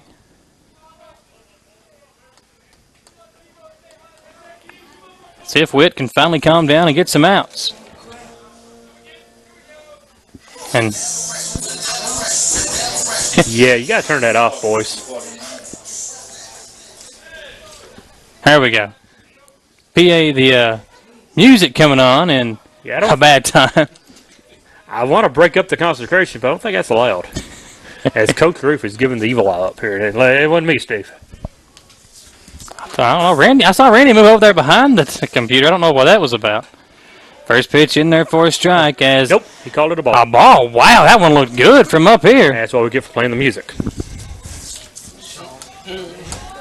Ball 1. I'm not sure where that missed at either. That was definitely looked like a strike. Ball 1 to Bender. He calls it a ball, though.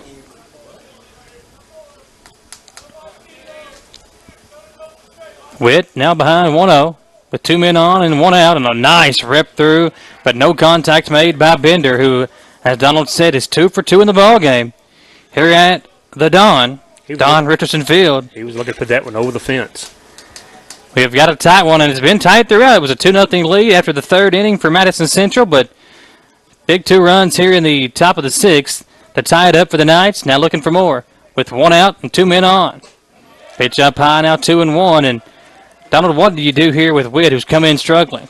You haven't made a visit yet, so if I was Roof, I'd want to come out and talk to him, maybe settle him down some. But going high like he is, looks like he's overthrowing the ball. He's consistently high right now, so he just needs to settle down, take a deep breath, and get the hitter. Don't really worry about 2 runners on base right now, but get the out at the plate. Pitch is fouled off on a 2-2 count, so... Still stays 2-2. Bender's getting some nice swings on the ball right now. So he's really not fooling many people. As we saw, Benetton foul off numerous pitches, and now Bender's right on the ball. That was fouled straight back into the screen. Henry is the batter on deck. Bender at the plate. So Henry's also 1 for 2 in the game. Yes. Bender again 2 for 2. Base hit here could give the Knights the lead. A pitch inside. Inside, and it's now 3-2.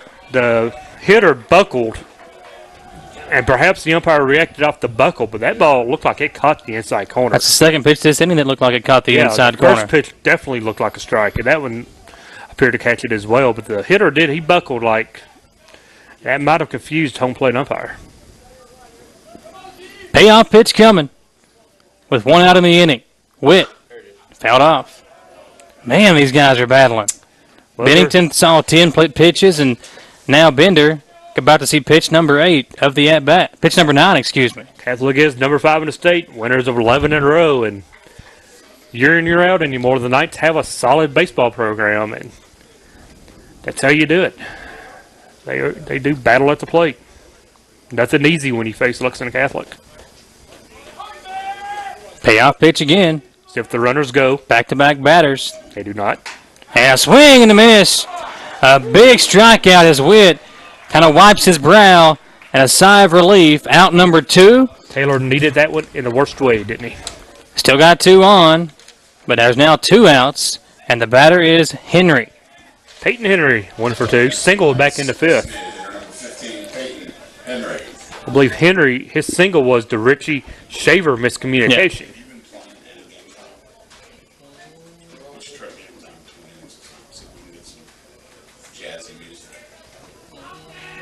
So 2 away here in the top of the inning, 2 men on.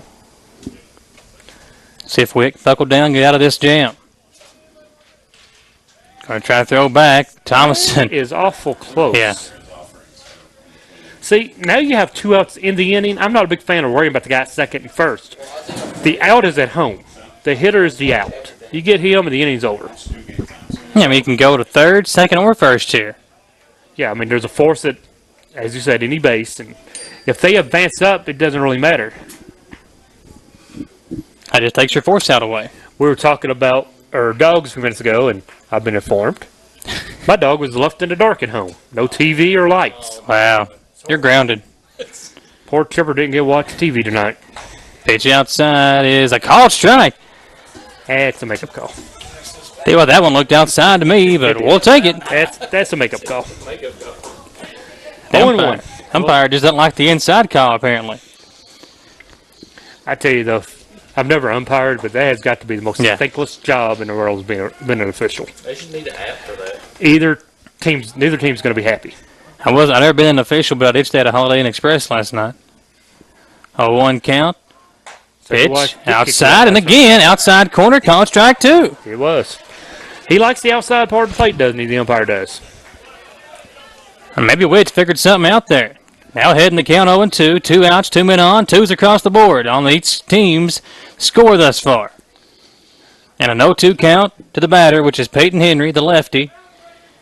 Plenty of room if he can go the opposite way down the left field line, as it has been all game long from both teams. Yeah, all season long. And time is called. He'll step out of the box. Little cat and mouse, little mind games going on. That's what it's all about. Peyton Henry, the DH for the Knights. Well, one thing, Trip Lockhart is setting that dugout now for a while. Here's the pitch. That one outside is a little throwaway pitch. Which could work for the Indians' favor if he comes out a little rusty coming out of the dugout.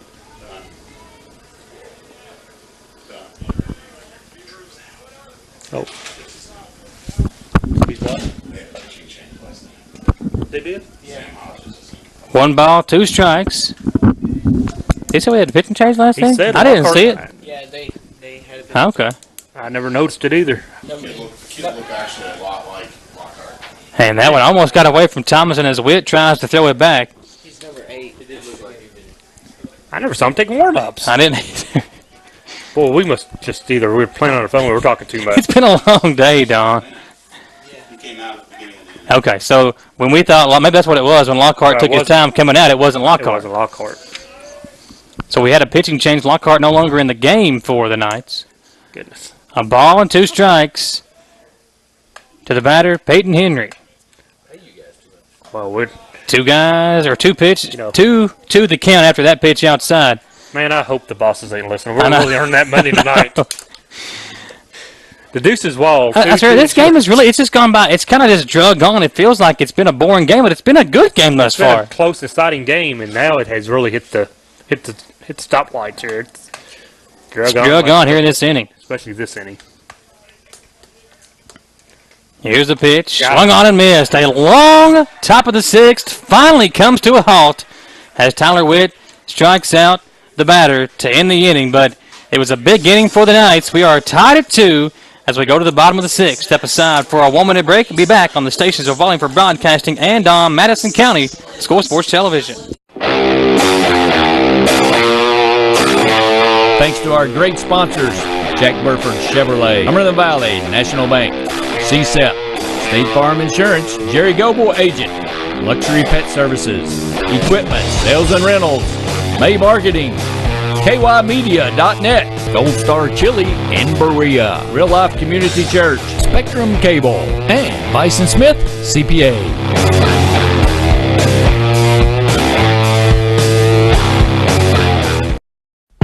Relax and let Jack Burford service your vehicle.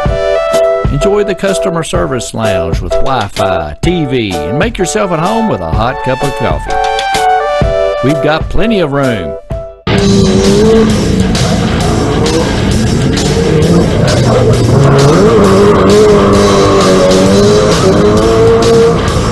Test drive a vehicle, just not in our service department.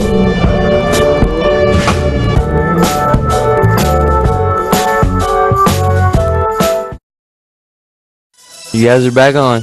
Welcome back in to Don Richardson Field. Indians And the Knights tied at 2 going into the bottom of the 6th. Can the Indians get a rally and take back the lead? Donald Foster as the Indians send to the plate in the inning. We'll see Simmons, Eden, and Travis, the 9-1-2 batters for Madison Central. Simmons sacrificed his first time around. It came back in the 3rd inning. Only 1 hit for the Indians tonight. 1 hit, but 2 runs on the scoreboard. Going to need more than that to win this ball game.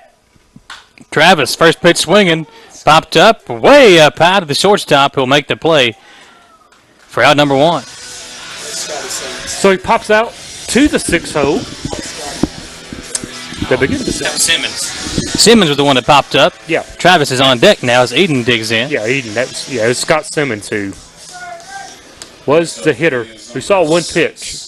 Yeah, you got to take some pitches here. This guy's had a quick few innings, a couple of innings coming in the bottom of the 5th. So he was a new pitcher coming out of dugout, and that's how we didn't realize he was a new pitcher. He's just as good as Lockhart. I mean, he's looked pretty good. He's throwing hard, and he's 4 up, 4 down, I believe. He's doing what he had to do. So Lockhart's going to come out no decision tonight as well. I'm sure he'll take that after the rough couple innings, couple runs there back into 3rd. The batter is Eden, who has a count 1 ball and a strike, 1 out in the inning. Madison Central trying to come back after having the lead the majority of the ball game. Now tied. Much like the Lafayette game, I believe. We had the lead most of the way. Lafayette had the lead most of the way. Indians came back and tied it, and then Lafayette came back and won it in the 6th inning. And then the Indians, I think, only saw 4 pitches in the bottom of the 7th. That pitch, called strike, evens us up. 2 balls, 2 strikes, 1 out in the inning. Madison Central and Lexington Catholic in a big game. Top 20 teams in the state. Number 16 Indians, number 5 Knights. And Lex Cath has come back to tie it up. Now in the bottom of the 6th, a 2-2 count. And Eden strikes out looking. Kind of what you expected out of a game like this, but you would have thought after Lockhart had been run from the game that the Indians would lock in and get this one over with, but it's been the opposite. 6 strikeouts now for Knights pitching. As Travis is the hitter now. See if Travis can get a 2-out rally going. Indians will have the 3, 4, 5 guys to follow. First pitch, outside, ball 1. Outside corner, my bad, is where the Indians have, or is where this umpire has really liked to call the strikes. Yeah, he works away. He likes to fall away, does home plate umpiring. Here's the 1-0. That one is a strike. Another one on the outside. 1-1 count now. Bottom half, inning number 6. Quick inning, 2 outs here in the bottom of the 6th already. And that one fouled off down the 3rd base line, just behind home plate. 1-2 the count to Travis, and looking for a 1-2-3 inning is the new pitcher for the Knights. That's number 8. I got this right here. Sam Hodges. Sam Hodges, the pitcher, in his 2nd inning of work. Pitch outside, one of those throwaway pitches. Evens the count up. 2 balls, 2 strikes. Tell what, he must be getting real calm. I'm burning up here in the box, but everybody out there is wearing blankets and quilts and hoodies. Must be a little chilly outside today. Here's the 2-2 to Travis. Inside part. There we go. A nice eye to let that one go by. 3 balls, 2 strikes. Home plate umpire, a little look down over at the Lexington Catholic dugout. May have had some words coming out of there, but it's a full count. Temperature's dropped to a brisk 59. Below 60 now. 3-2. Travis bats it off. Second baseman will field it. Throw over. Out number 3. We go to the 7th, and we've got a good one, folks. Don't go away.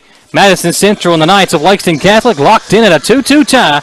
Going to the 7th inning. We'll step aside for a 1-minute break and come right back on the stations of Wallingford Broadcasting and on Madison County School Sports Television. Welcome to Coyote Country, your favorites from yesterday and today. 100.7 Coyote Country.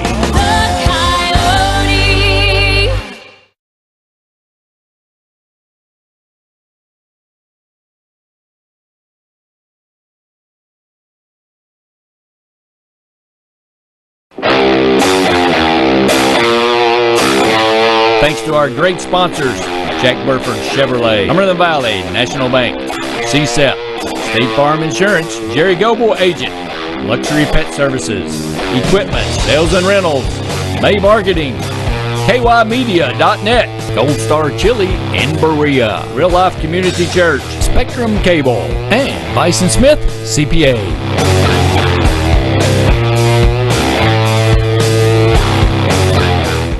Hey everybody, this is Sydney, and this is My Richmond.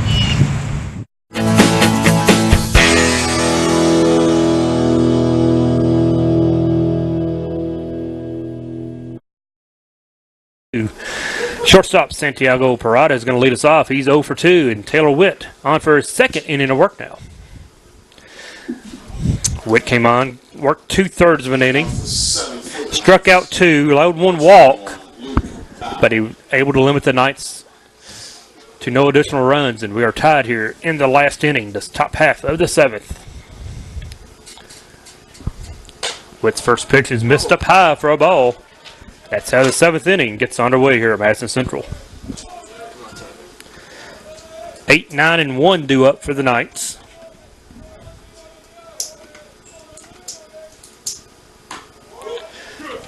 Second pitch is right over the corner for a called strike, even to count 1-1. Trenton Never on deck, and back top of the lineup will be Hagen Ovalet for the Knights. Taylor Witt misses high once again, makes it 2-1 as the Knights battle back with 2 runs in the top half of the last inning. I'm not sure, that would miss just a touch outside. Now the count runs 3 balls and a strike. So Witt in danger of losing a leadoff hitter here in the 7th. And he does with his second walk of the night for Taylor Witt. Second walk allowed by Indian pitching. And it appears Coach Roof is going to make a pitching change. And he is. So Taylor Witt's going to go 2/3 of an inning. He's going to allow 1 hit, 2 strikeouts, 2 walks, and the runner down at first is going to belong to him. As Indians take a pitching change, we'll take a 60-second timeout and be back with the new pitcher. You're listening to Madison Central Baseball on the stations of Waterford Broadcasting. Thanks to our great sponsors, Jack Burford Chevrolet, Cumberland Valley National Bank, CSEP, State Farm Insurance, Jerry Goble Agent, Luxury Pet Services, Equipment, Sales and Rentals, May Marketing, KYmedia.net, Gold Star Chili in Berea, Real Life Community Church, Spectrum Cable, and Bison Smith CPA.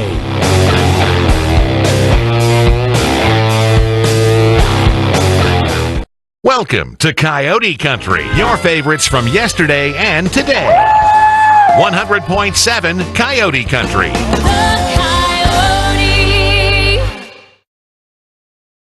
People are learning about alternative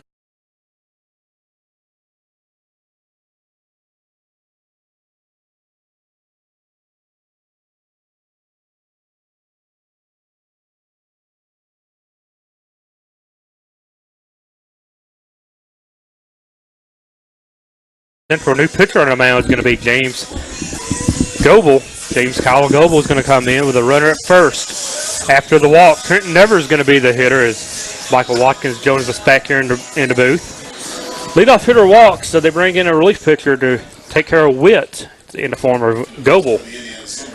One thing you'll notice about Goble, he has that sidearm delivery. So he's also got the same name as Jerry Goble, one of your sponsors. It is his nephew. Oh, his nephew, okay. We won't hold that against him, though, I don't think. I don't think he really likes us telling too many people he's Jerry's. No. I wouldn't blame him. That's why I don't tell many people that Randy's my uncle. There you go. Good.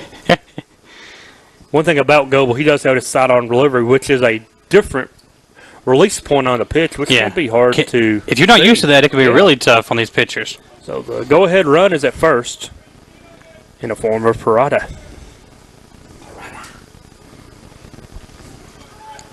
Kind of reminds me of J.J. Peralta, the shortstop for the Cleveland Indians, former shortstop for the Cleveland Indians. Yep. Peralta and Peralta. never looks like he's willing to give himself up to move that run to second. So it'll be an 0-1 count after the first bunt attempt was fouled off. Parada in the game. Good defensive stop a couple of times over at short. Yep.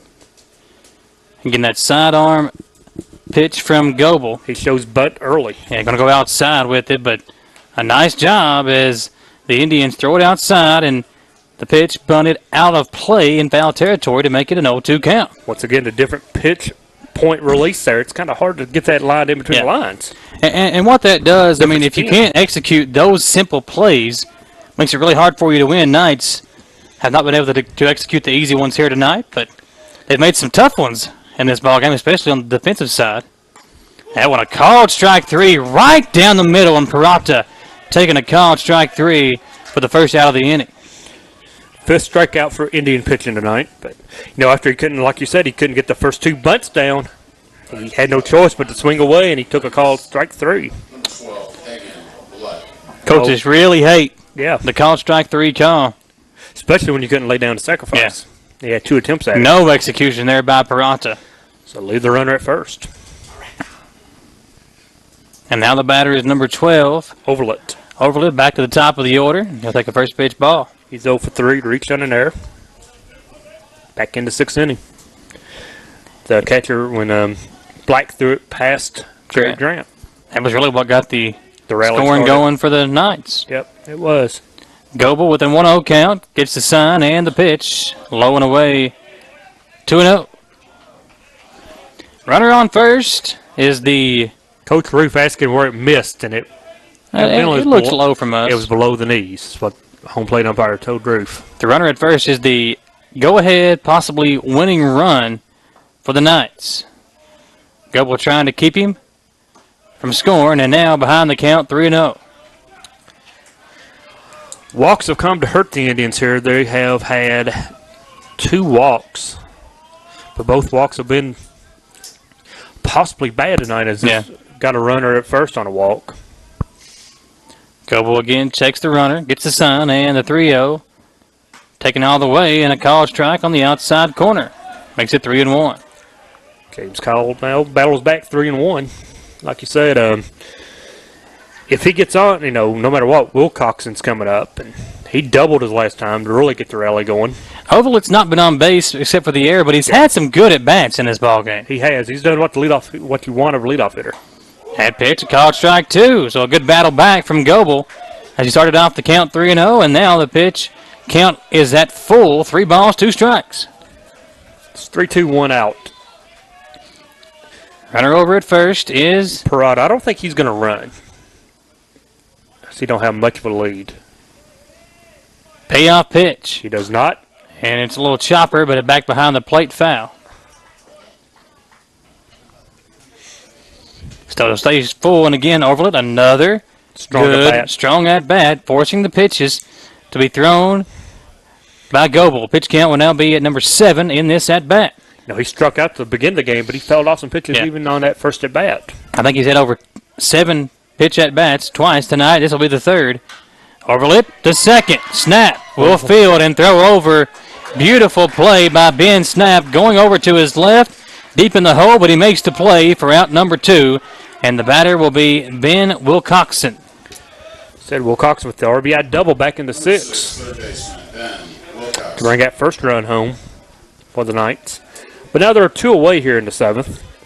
So if Goebel can buckle down, get Wilcoxon, go to the bottom half of the inning with a chance to win it. Indians will have the 3, 4, 5 guys due up in the bottom of the 7th. That's the part of the order you want to come up when you're trying to win the ball game. Although they have struggled tonight, the offense came from the bottom part of the order. It did. It came from Richie in the 7th hole, I believe. And so with the go-ahead run in scoring position, first pitch is a called strike to Wilcoxon. Wilcoxon had the RBI double in the 6th inning, but he's also had 2 outstanding defensive plays tonight. Yeah, and if ESPN was here, those would be Webb gems for sure. He does have a strong throwing arm from third base. 0-1 count. As we said, he has to pitch also. Yeah. Too good of an arm. Too good of an arm to not Wilcoxon, a little chopper back to the pitcher. Goebel will field it. Throw over in time for out number 3. Yep, they get him. Big out and a nice job by Goebel to get out of a jam.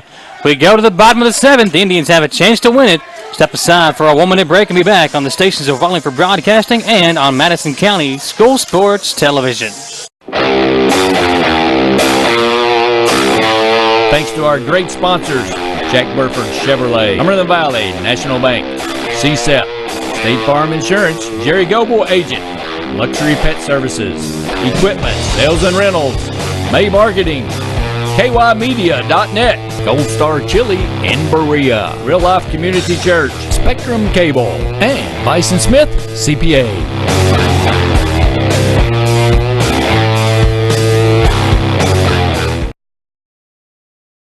We're all busy living our lives each day, packing as much as we can into work and play. But your friends at CSEP have a thing or two they'd like to remind good folks like you. An emergency can happen almost any time, so stay connected and you'll be just fine. It doesn't really matter where the news comes from, Facebook or Twitter or prepareky.com. You don't have to study up or pass an exam, just follow the lead of the Chemical Stockpile Emergency Preparedness Program. Broadcasting and Madison County School Sports Television, and back to the Don Richardson Field. Donald Foster and Michael Watkins, glad to have you tuned in. As for those of you hanging around to catch the Reds game, Jaden informing us that game could be over with by the time we go off the air. Reds currently in the bottom of the 7th with a 7-2 lead. And a 1-out in the bottom of the 7th, and Reds again on top by 5 runs, taking on the Pittsburgh Pirates tonight. So if you're hanging on here to see if the Reds are on, we are currently still in the Madison Central baseball game. Let's see a Red score. I just said 7-2. I'm sorry, I'm not even listening. Oh my gosh, Randy, can we get some more help over here? I said it 3 times. Hey, you didn't even see the new pitcher come out. You didn't either. I'm just a color man tonight. So we go to the bottom of the 7th. The Indians will send Thomason, Snap, and Grant, the 3, 4, 5 guys up to the plate, and those are the guys you want up there to get this game over with and give yourself a big win here at home against the top 5 team in the state, the Knights of Lexington Catholic. Thomason leads off, first pitch, outside, ball 1.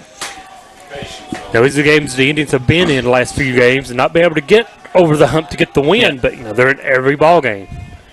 1-0 count, pitch, popped up high, will it be in play? First baseman and catcher both giving chase. Out of play. Out of play. And one thing we've noticed, Donald, between the Indians, or for the Indians, they are battle-tested. They have been in this spot not only a few times, I mean, multiple occasions. They've been in tight games, down to the wire, and in the last few, they've come out on the losing side, hoping to reverse that here tonight. We played 24 games. I bet 20 of them have been close. Yeah. Honestly, Even the Southern game, a big district game, was a tight one. Yep. Was 6-2 the final in that one? 5-0. 5-0. So it was never really over with till it was over with. Pitch outside, now 2-1 to Thomason, who leads off in the bottom of the 7th. The Indians need 1 run to walk off and win this ball game. Thomason is 0 for 2, but the entire Indians have not been able to figure out the Knights pitching staff tonight. So, and a swing and a miss. Now 2 balls, 2 strikes. 2-2 the count here at the Dawn. Donald Foster and Michael Watkins here with you.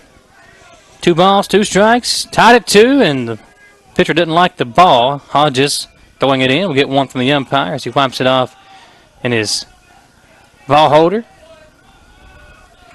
Thomason again digging in. 2 balls, 2 strikes. Trying to get on base, get the leadoff man on, and possibly be the winning run for the Indians.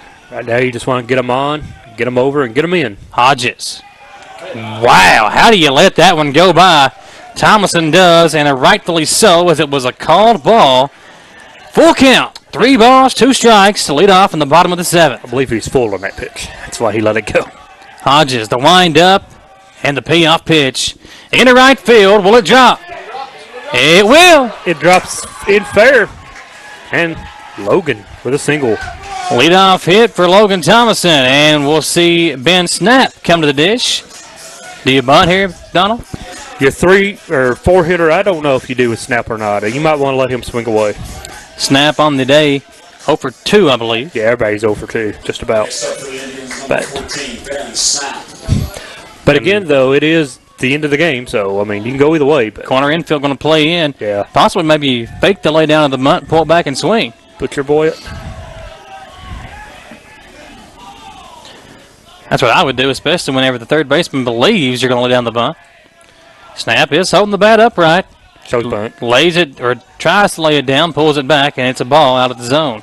1-0 count to Ben Snap. The runner over at first is Logan Thomason, and he could possibly be the game-winning run for Madison Central here in the bottom of the 7th. When you're trying to break the losing snap like the Indians are in, perhaps playing fundamental, sound, small ball is what it's going to take. Get them on and, like I said, get them over. Snap, the second baseman, made a couple of good plays defensively this evening. Knights are ranked number 5 in the state. The Indians number 16, but we come in here in a tight one in the bottom of the 7th. Tied at 2. Snap tries to lay it down again. Thomason going to take off. He's safe at second. Going to third. Thought about taking off for third, but the center fielder there in time. And now you've got the game-winning run in scoring position, and Snap ahead in the count 2-0. Now you can let your cleanup hitter swing away as the job is done, as you just say, with him down at second. So a base hit could possibly end this one here in the bottom of the 7th. What a big win it would be for the Indians, especially a big boost. Losers of 6 of 7. The Knights, winners of 11 straight. Snap digging in. Third baseman still playing in on the grass. Snap squares around to lay down the bunt. Bends down. Now 3-0 is the count. And you got to be thinking taking all the way here, although it might be the best pitch to bunt on. It might be the best pitch to swing away at. Should be in the zone. Ball 4. Oh, a called strike. Man, that one looked high. Well, on 3-0, it's pretty much a guarantee. This umpire has been inconsistent all night long. He's been erratic. 3-1 count to Ben Snap. Winning run in scoring position. Snap showing the bunt again, pulled it back, ball 4. And that one looked like a strike to me. Yeah, it looked like he didn't pull back in time, did it? But we'll take it. Ball 4, and now Jared Grant could drive in the go-ahead win and the go-ahead run. Yeah, the runner at first really don't mean a lot now. I mean, there's a guy at second. If he comes across the plate, it's over. Yeah. So Jared's mom over behind home plate, I can see her. She's got her face in her hands. First baseman, Jared Grant. Big spot for her boy. Jared's 0 for 2, but a chance to, as we said, end this one on walk-off fashion tonight. And the pitcher, Hodges, will step off the rubber. Third baseman, Wilcoxon, has been busy tonight relaying the signs too, I believe, and he's telling the catcher to keep things going, speed things up a little bit. Let's get this game over. Get our guys back out on the plate. Yeah, the catcher just gave some infield signals on what he wants to do if the runners take off. Wilcoxon has got his back to the bag, kind of facing second base as he runs back as Thomason dancing over there between second and third. He didn't hustle back to the bag after the missed pitch, the ball, and almost got caught. Yeah. As you said, they got the third baseman in. They're expecting bunt. And now the infield going to come in. The coach going to come in for the Knights. Yeah. We may see a pitching change here. Hodges has been good tonight, and we are. We do. Pitching change on the way. The Knights and the Indians are tied at 2, but we've got some drama here in the bottom of the 7th. Madison Central with 2 men on, nobody out. We'll step aside for a 90-second break. When we come back, the Indians and the Knights will close this one out. Step aside for a 90-second break and be right back on the stations of Wallingford Broadcasting and on Madison County School Sports Television. Welcome to Coyote Country, your favorites from yesterday and today. 100.7 Coyote Country.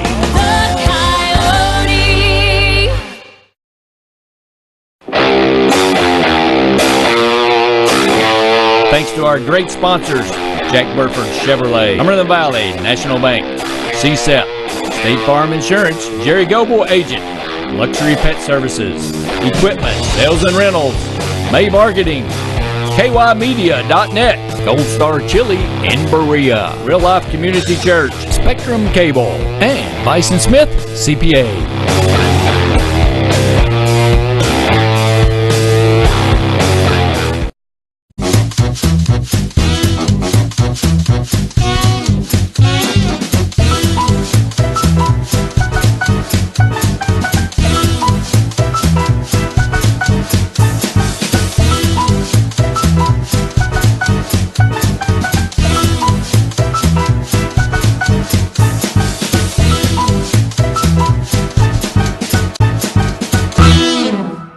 Small car, big coverage.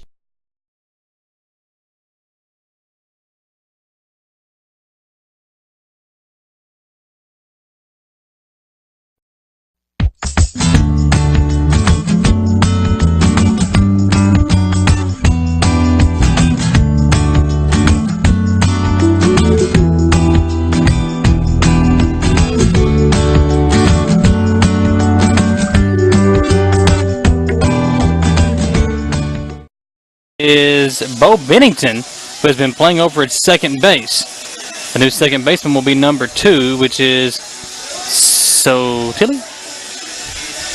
How do you say that? I can't see that up there on the lineup card. Sottle? I don't know. Eric Sottle. That's what we'll go with.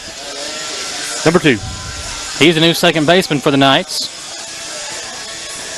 All that matters, Jared Grant's going to be the hitter against Bennington with a chance to win this one.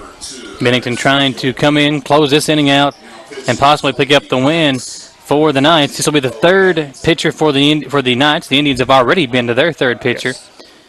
Started off the game with Ritchie, then went to Witt, and then Goebel came in the top of the 7th.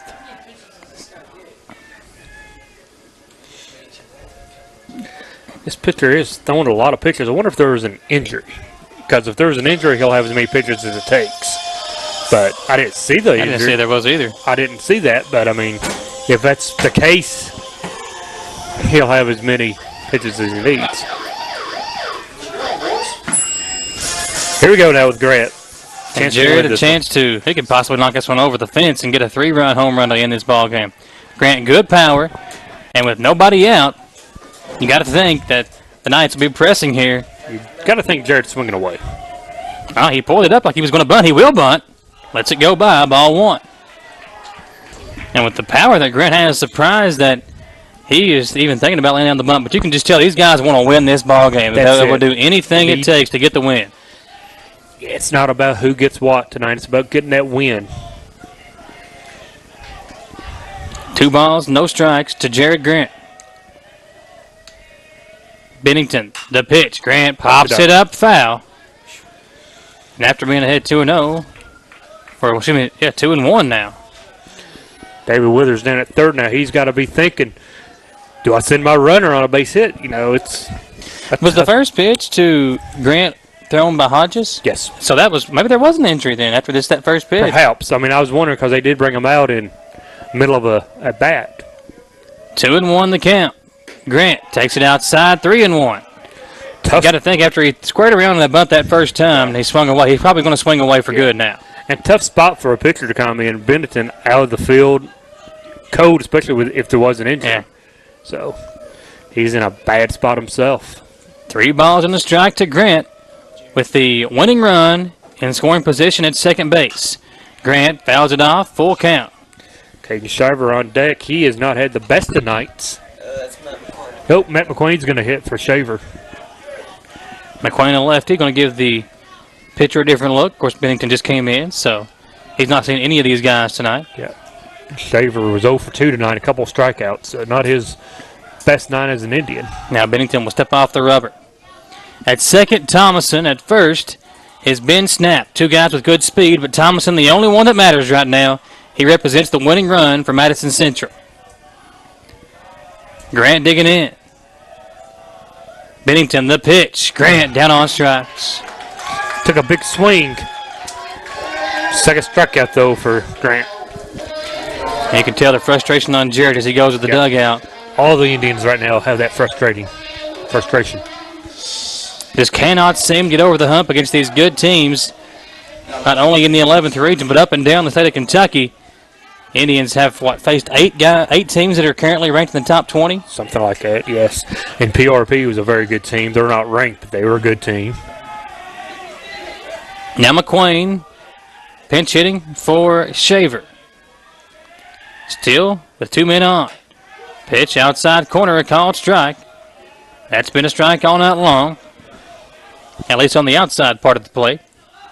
And now McQueen behind 0-1 with, again, Thomason over at third. You got to wonder, will the Indians, who didn't go with the small ball attempt with Grant, will that come back to bite them?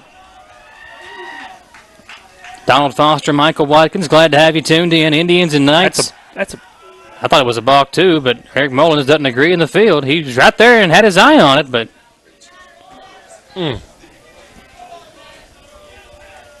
Bennington got away with one there. Wow.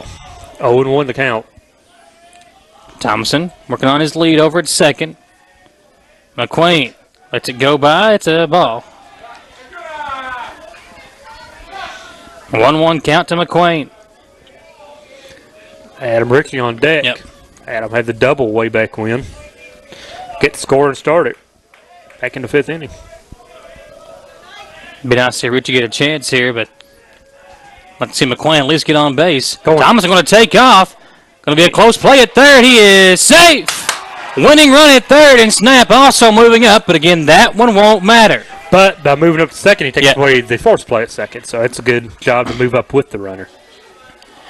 And now the winning run down the line at third base. And 2 stolen bases for Logan here in the inning. Shades of David Roberts back in the day for the Red Sox. After the single, taking 2 bases. 2 big steals by Logan Thomason, and they could really be big as the Indians can pull off the win here. Now it takes anything, a wild pitch. Sacrifice fly, anything in. past the infield could win this ball game with the speed of Thomason. That forces the Catholic infield to come in. So a hard hit ball even can end this one. Just hit it hard at someone.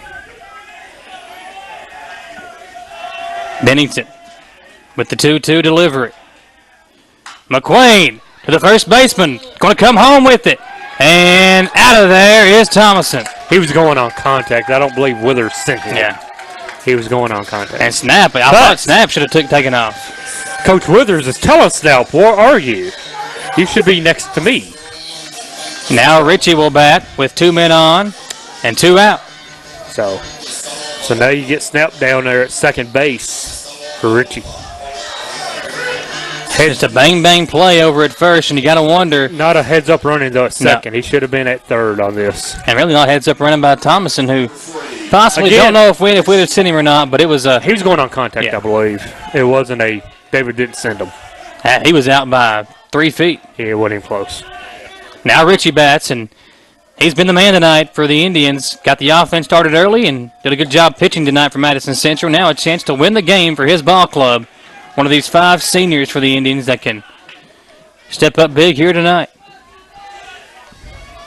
Game has all the feel of like a regional game tonight. Close game. Here we are in the bottom half of the 7th. Looking at extra innings. And 0-1 the count. Pitch. Outside a 1-ball, 1-strike count to Adam Ritchie. At second is Ben Snap.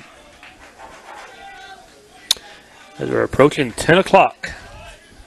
2 hours, 8 minutes, 41 seconds. Here on a Wednesday night. 2 hours, 8 minutes, and 41 seconds is our air time tonight.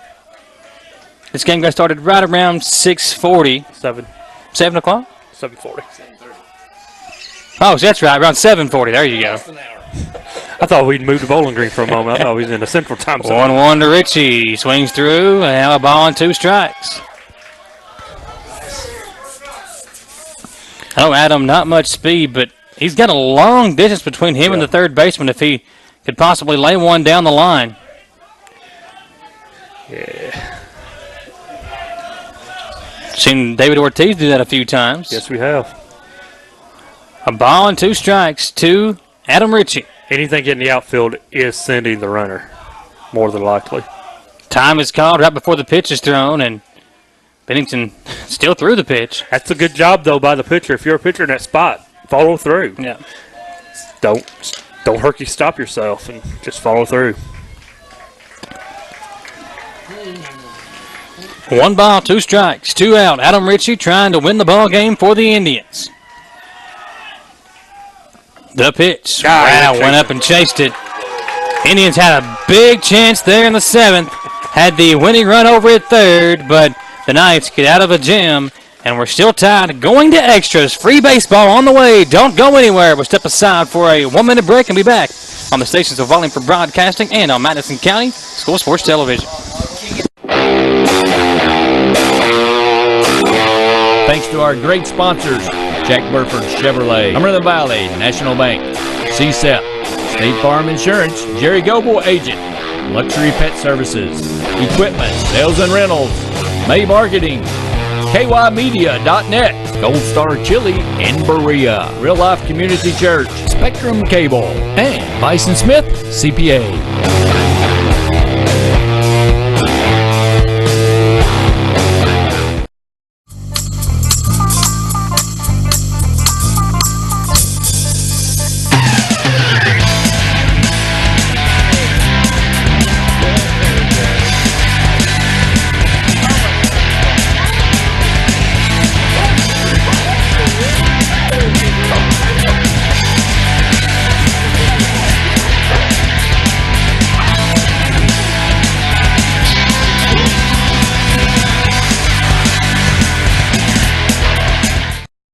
Tied at 2, going to the 8th. And the new pitcher for Madison Central, Keenan Noggle. Keenan Noggle, wearing number 3. Indians will go to their 4th pitcher of the game. Noggle comes here now in the 8th inning. Got to keep the Knights in check here, of course. And we knew this game was going to be a good game coming in, but I really didn't think we'd go to extra innings. But the Indians had a chance there in the bottom of the 7th. A couple of chances there to bring them home and couldn't get it done. So, see who's due up here for 3, 4, 5. Looks like they may be coming up. Tyler Gregorius, who's 0 for 3. And then the catcher Moberly and Bennington. And Bennington came in and did a good job to finish off the Indians in that 7th inning. Tough spot for him, and he came in and got the last 2. Of course, Thomason trying to come home on the grounder to first, aided in that as he was out by a good 3 or 4 feet. Yeah. But I said Gargalis going to come up. He's 0 for 3. Gargalis digging in, and Nigel on the mound for the Indians. Noggle. First pitch, outside, ball 1. You're thinking Denny Nigel from back in the day. Yeah. Nigel, Noggle, tomato. Same thing, get it. 10 o'clock at night, same thing. Here's the 1-0. Outside 2-0. Not the good start for Noggle. Do like to thank everyone, though, sticking with us tonight and what has been a good game here at Madison Central between the Indians and Knights. Pitch in foul territory. It'll be the first strike of the at-bat. A ball, or 2 balls, and a strike to number 19 for Madison Central. You know, not many high school teams can say they get to preempt the Reds. No, exactly. I said at Madison Central, it's actually Lexington Catholic's number 19, which is Gregalis. The 2-1 in the dirt, now 3-1. Noggle coming in, throwing pitches out of the zone, not what the Indians were hoping for. Noggle, one of the solid pitchers, though, for the Indians. Saw him last year pitch quite a bit so far this season. And ball 4. And he loses leadoff man, though, so that's not a good sign. As Gregalis gets on base to leadoff walk, and that'll bring up Landon Moberly to the plate for the Knights. It's only the 3rd walk, but it seems like the walks have really hurt us tonight as far as the Indians go. Moberly's had an RBI single back in the 6th inning. See if the Knights go some small ball here. Yeah, he tied this one up. He's the 4 hitter. We saw Grant, who was the 5 batter for the Indians. He showed bunt. And Snap actually did try to bunt. He did. Who was the 4 hitter for Madison Central. And they showed bunt, pull back. Throw down to first. Not going to be in time. It'll be a 1-0 count to Landon Moberly. Again, thanks for hanging with us here on the stations of Wallingford Broadcasting and Madison County School Sports Television. Glad to have you tuned in here as we bring you high school baseball action. And a good one here from the Don. That's like some free baseball. 1-0 bunt down the first base line. It'll be trouble. Base hit. He let it get past him. And Noggle has really come in struggling. He couldn't field that one there after the leadoff walk, and E1 puts 2 men on for the Knights. And that will bring up, should be Bo Bennington coming in. Bennington, who was the pitcher that ended the bottom of the 7th for Madison Central, got 2 big outs for against the Indians, and now a chance to possibly give himself the victory if he can drive in one of these runs and come in and close it out. He's 0 for 2 with a walk. He walked back into 6, so expect him to give himself up tonight. Bennington's got some space down the third base line. Shaver came in just a bit, but still a step or 2 off the grass. Now we have a courtesy runner down at first base for the catcher, and Clay Taylor, so Catholic has some speed now on base path. Bennington squares around to bunt, fouls it off.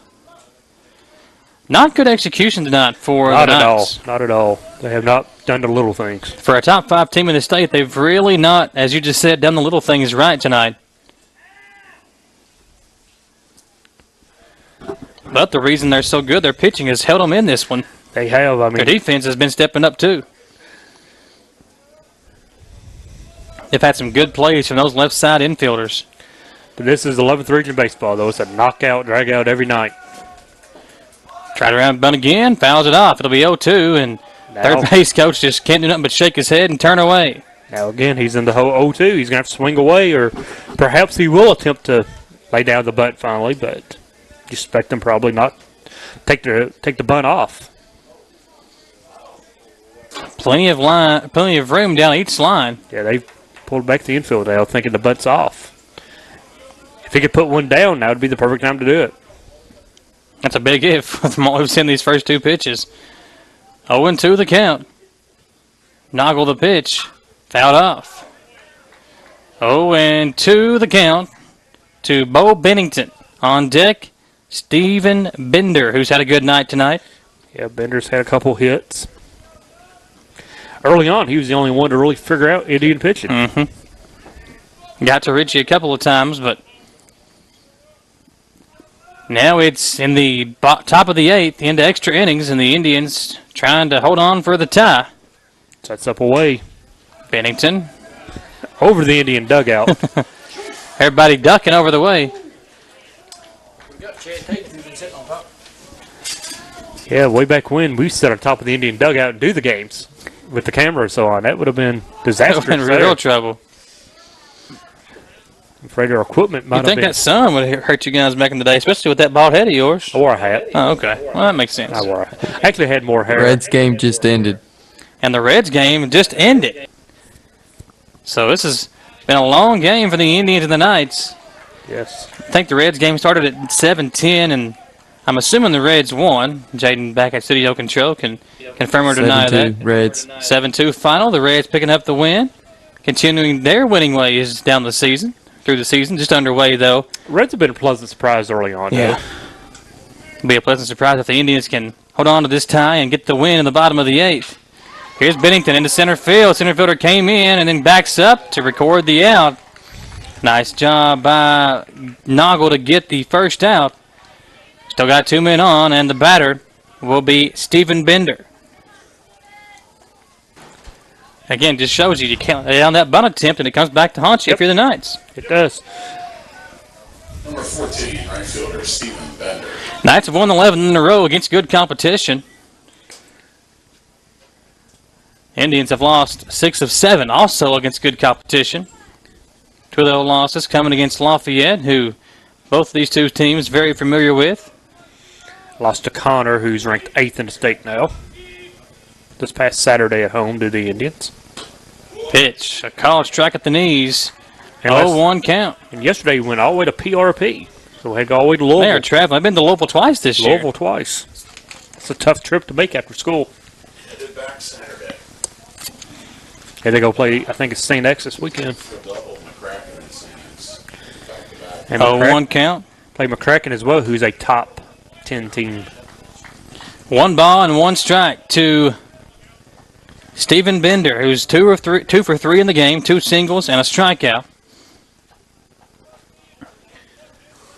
Noggle loves to see the ground ball now to an infielder. Flip that double play and get the bats back on for the Indians. It's a 1-1 count. Noggle checking the 2 runners and the pitch. Bender, a big swing, but no contact. Swing and a miss, strike 2. And it's a ball and 2 strikes, as Noggle would be big to get out of this inning after allowing the first 2 men on base. If he can buckle down and get this inning over with, Indians would have a chance coming back in the bottom of the 8th. Noggle checking the runners and the pitch. Breaking ball outside, 2-2. Good waste pitch there. Try to get him to chase. Count runs 2-2 now. On deck, Peyton Henry. Henry's got 1 hit tonight. 2-2 count. A big lead over at first. Small lead over at second. Runner's not been held at first, so. The hitch is fouled off back toward us. Again, this Catholic hitters, they will spoil a lot of pitches. Numerous foul balls tonight. So it's 2 balls, 2 strikes. Knights hanging in there. Trying to get the go-ahead run here in the top of the 8th, excuse me. We're in extras. Noggle gets the sign and the pitch. Up high. Runs the count full, and you really can't afford a walk here. Well, I guess you could afford one. It would put the force out at any base. It would, but you put in danger putting the bases loaded. Yeah. And a base hit could really do some damage in if the Knights get a hit. But been a good game, though. This game has drug on a little bit, but it has been a competitive game. Noggle checking the runners again with a 3-ball, 2-strike count. Tied at 2 in the top of the 8th. Noggle gets the sign in the pitch. Swing and a miss, strike 3, 2 outs in the inning, and that one looked to be low. But a chase, got to protect when it's close. And the batter did just that, but couldn't make any contact, and 2 big outs by Noggle after the first 2 men got on base. After the walk and the error by Noggle allowed the second man on. We've now got 2 consecutive outs, and the Indians 1 out away from getting out of this inning with a tie ball game still intact. Noggle doing what he has to do. He's not really concerned with the runners on base as much. He's going after the hitter. Now Peyton Henry will dig in. 1 for 3. The 1 hit was a single. First pitch, got away. Runner will take off for third. Yeah. And both runners advance up. Logan couldn't find the ball. That scoots away from him. And now a base hit could drive in too. But as we said earlier in the last inning, wild pitch, anything now can bring home the run. Do you go ahead and walk him here and load the bases now, or what do you think? You got to force it any out with Santiago Parata coming up. Interesting decision. It appears they're not going to walk him. I mean, you could. But they're gonna go after the hitter. Henry flew out to the left fielder back in the 2nd inning, got the single in the 5th, and struck out in the 6th. Here's the 1-0. Into left center field. Oh, what a play by Thomason. Jumps up. I thought that was a clear base hit. Would have drove in too, but Thomason steals it away. We go to the bottom of the 8th. Can the Indians walk off with a win? Step aside for a 1-minute break and be back on the stations of Volume for Broadcasting and on Madison County School Sports Television. Thanks to our great sponsors, Jack Burford Chevrolet, Cumberland Valley National Bank, CSEP, State Farm Insurance, Jerry Goble Agent, Luxury Pet Services, Equipment, Sales and Rentals, May Marketing, KYmedia.net, Gold Star Chili in Berea, Real Life Community Church, Spectrum Cable, and Bison Smith CPA.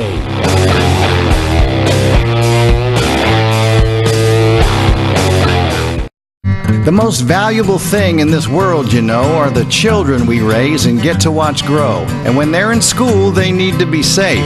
So know the plan your school's put in place. In an emergency, follow this rule. Don't try to pick up your kids at school. Protect yourself and stay safe at home to ensure your kids will never be alone. This is good advice no matter where you're from. Find out more at prepareky.com. A beautiful ball game being played here at the Dawn.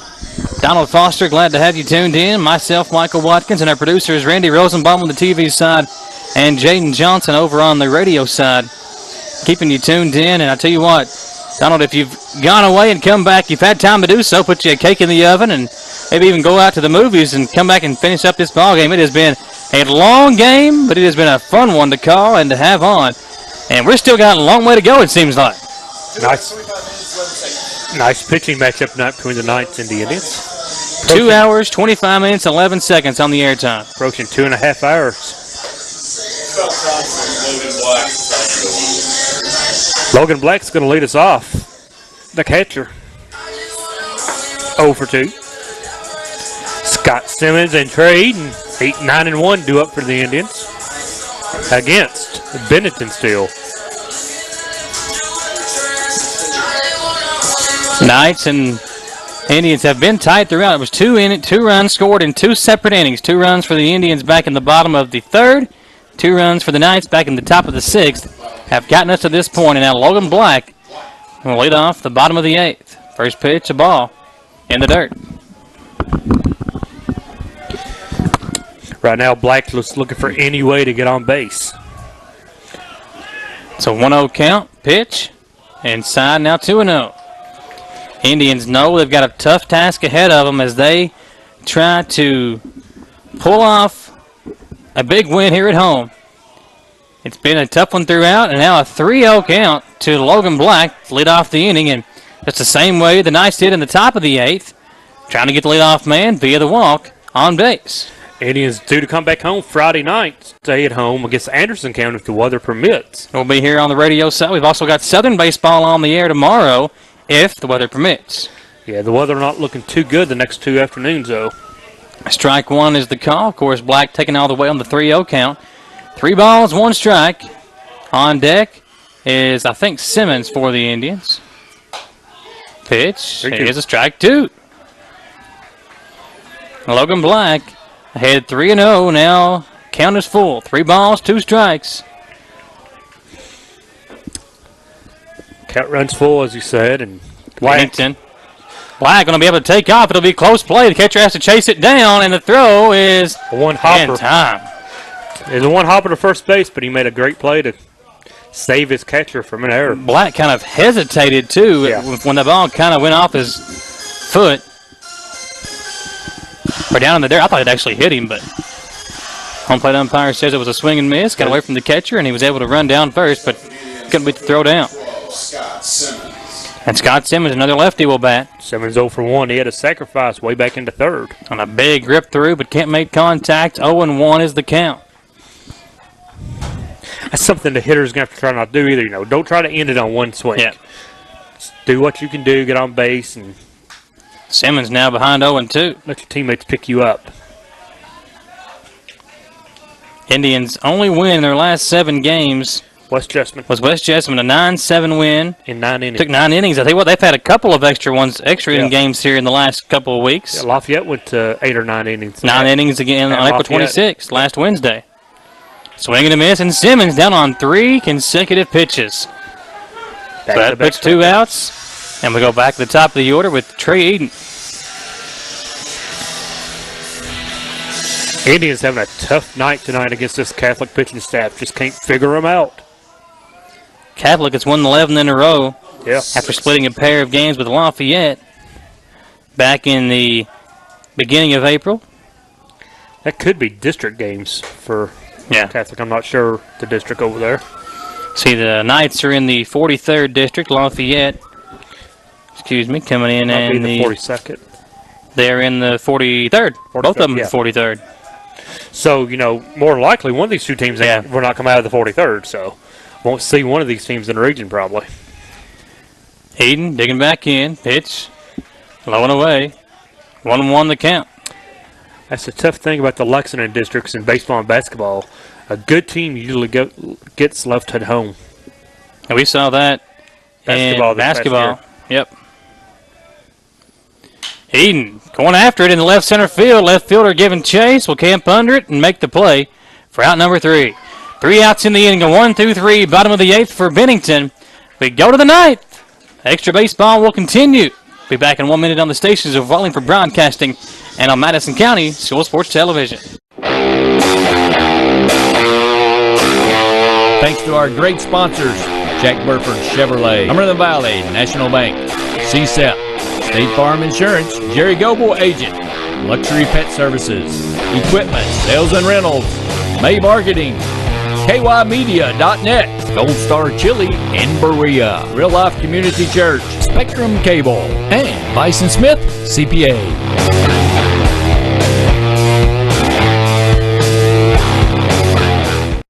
Welcome to Coyote Country, your favorites from yesterday and today. 100.7 Coyote Country. Hi, everybody. This is Skip Darty, and this is my Richmond.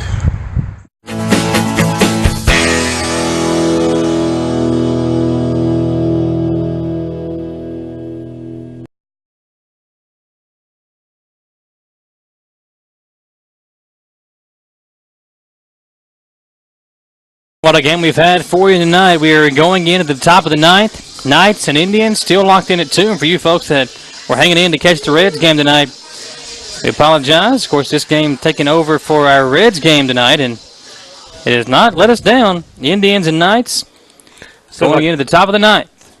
Sound like this game may have been better than the Reds game anyway. Reds won 7-2.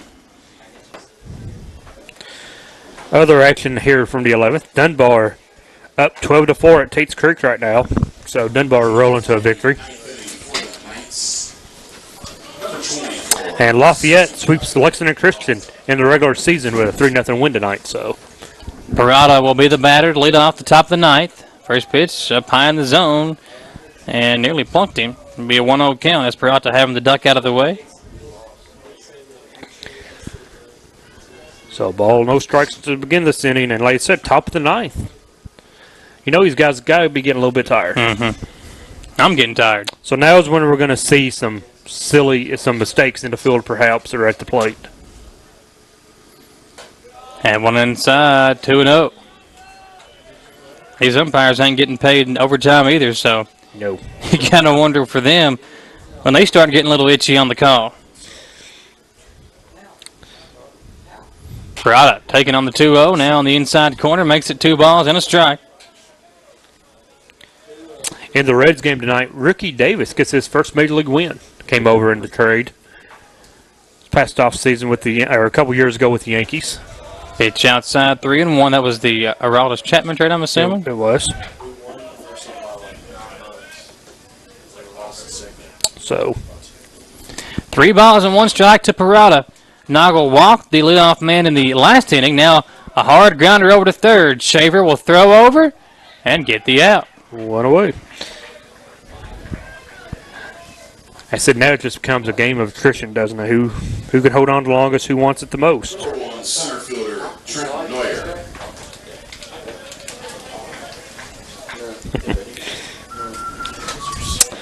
Thank everybody watching tonight here on the Facebook page. Coach Robbie Cooksey has joined us tonight. Watching us. Our buddy William Warfield from Prep Spin has to be rooting for his Knights. And he says it's too cold for baseball. It is a little chilly out tonight. Henry Clay wins tonight. They defeat East Jessamine 4-1. Pitch inside, 2 ball, no strike count. The batter, number 1, Trenton Never, the number 9 batter in the lineup for the Knights. Out of the 9-hole.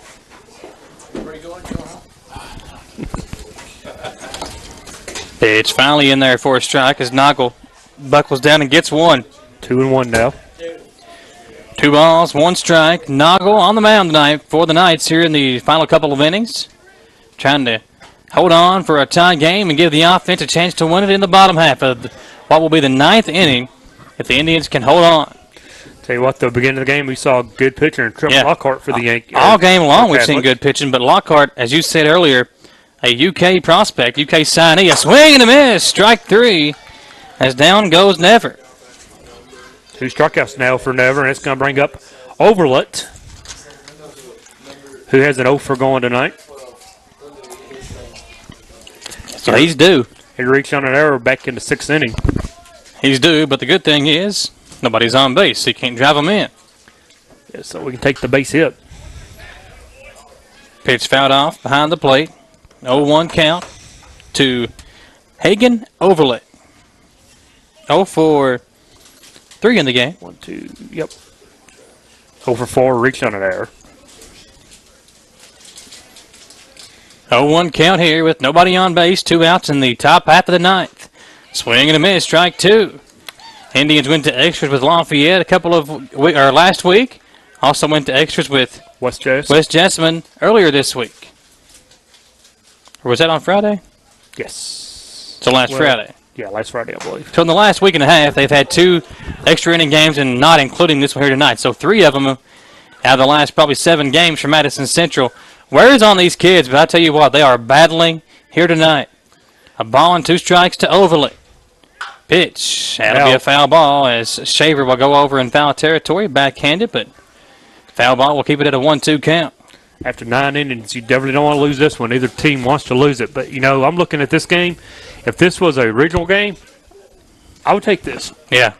Give me the chance here in the 9th inning to be tied at 2. I think any coach would take us in the original tournament. 1-2, fouled off behind the plate. Now, Randy, I don't know if you can zoom in on the mustache of this home plate umpire, but, man, that's a beauty. You like that, don't you? That's a good one. How long is it going to take you to notice that?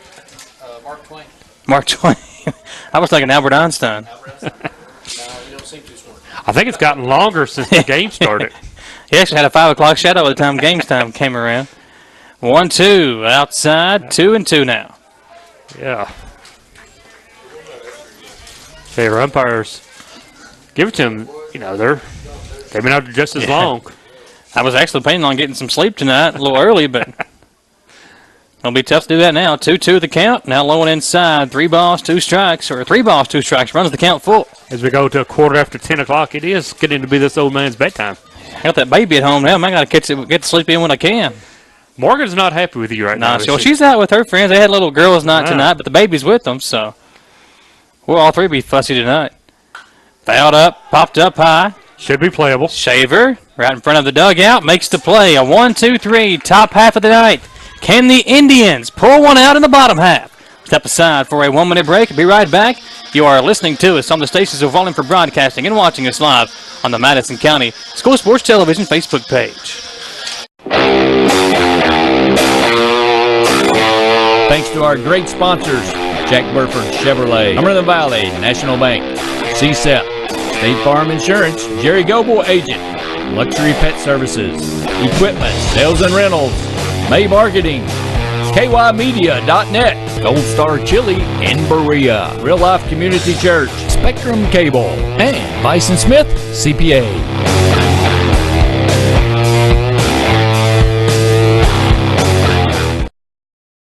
Which way do you like it? 3-way, 4-way, 5-way? Get a famous Coney double-decker or a fresh salad, burritos, burrito bowls. Don't forget the kids menu and Gold Star's premium shakes. And get it to go through the drive-thru. Get Gold Star Chili before or after the game. Heck, you don't even need a game. Gold Star Chili in Berea, 638 Chestnut Street. You'll find us under the Gold Star. Gold Star Chili. The flavor of Cincinnati.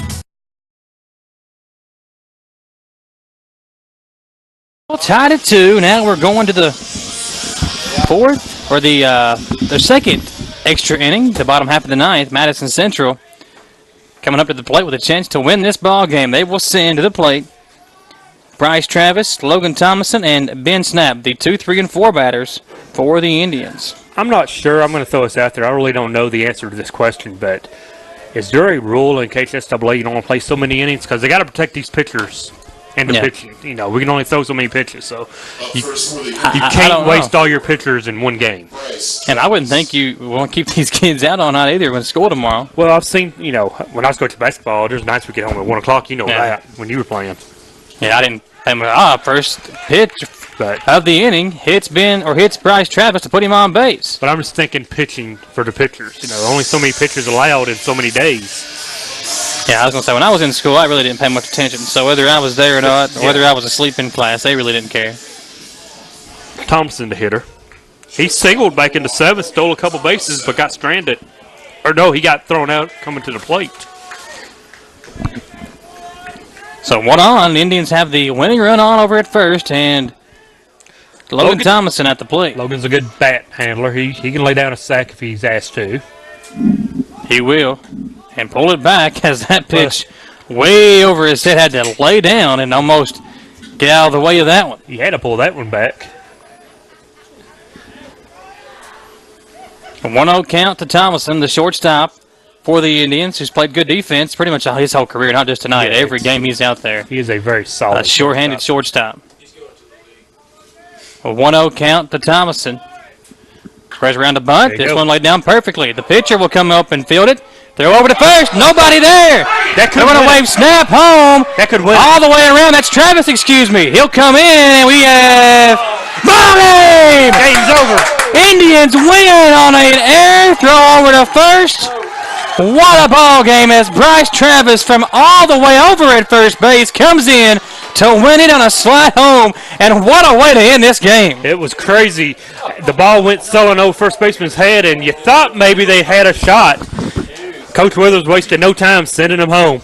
What a walk-off. That was a moon shot by Bennington, who just threw that one up in the air. It got away from him, and as I said last inning, Travis coming all the way around from first base to score on a huge play for the Indians and a huge win at that. Playing 9 innings, you get a little tired mentally and physically, and he did. He threw it way over the head of the first baseman. Well, I would not care to see. I would not care to see this matchup one more time in the regional tournament. I tell you that. Madison Central 3, the Knights of Lexington Catholic 2. Your final score. Donald Foster, your Jack Burford Chevrolet Player of the Game. Oh, I don't know. Who do you think it was tonight? Who would you give it to? I tell you what, we had some clutch plays, but I think the way Ritchie got this game started, I think you got to give it to Adam Ritchie pitched solid for 5 1/3, had some big hits. So Adam Ritchie, your Jack Burford Chevrolet Player of the ball game tonight. Overall, though, a good team game, strong win by the Indians. Tell you what, we have got some good baseball on the way in the 11th region. We'll have that tournament for you down the line, but first, what a ball game tonight for the Indians. Your final score again, Indians 3, Knights 2. Indians win in walk-off fashion here in extra innings, bottom of the ninth. For our producer, Randy Rosenbaum on the TV side, for our producer, Jaden Johnson over on the radio side, for Donald Foster, me, I'm Michael Watkins. Thanks for listening. Thanks for watching. We'll see you next time on the stations of volume for broadcasting and on Madison County School Sports Television. Good night. Thanks to our great sponsors, Jack Burford Chevrolet, Cumberland Valley National Bank, CSEP, State Farm Insurance, Jerry Goble Agent, Luxury Pet Services, Equipment, Sales and Rentals, May Marketing, KYmedia.net, Gold Star Chili in Berea, Real Life Community Church, Spectrum Cable, and Bison Smith CPA.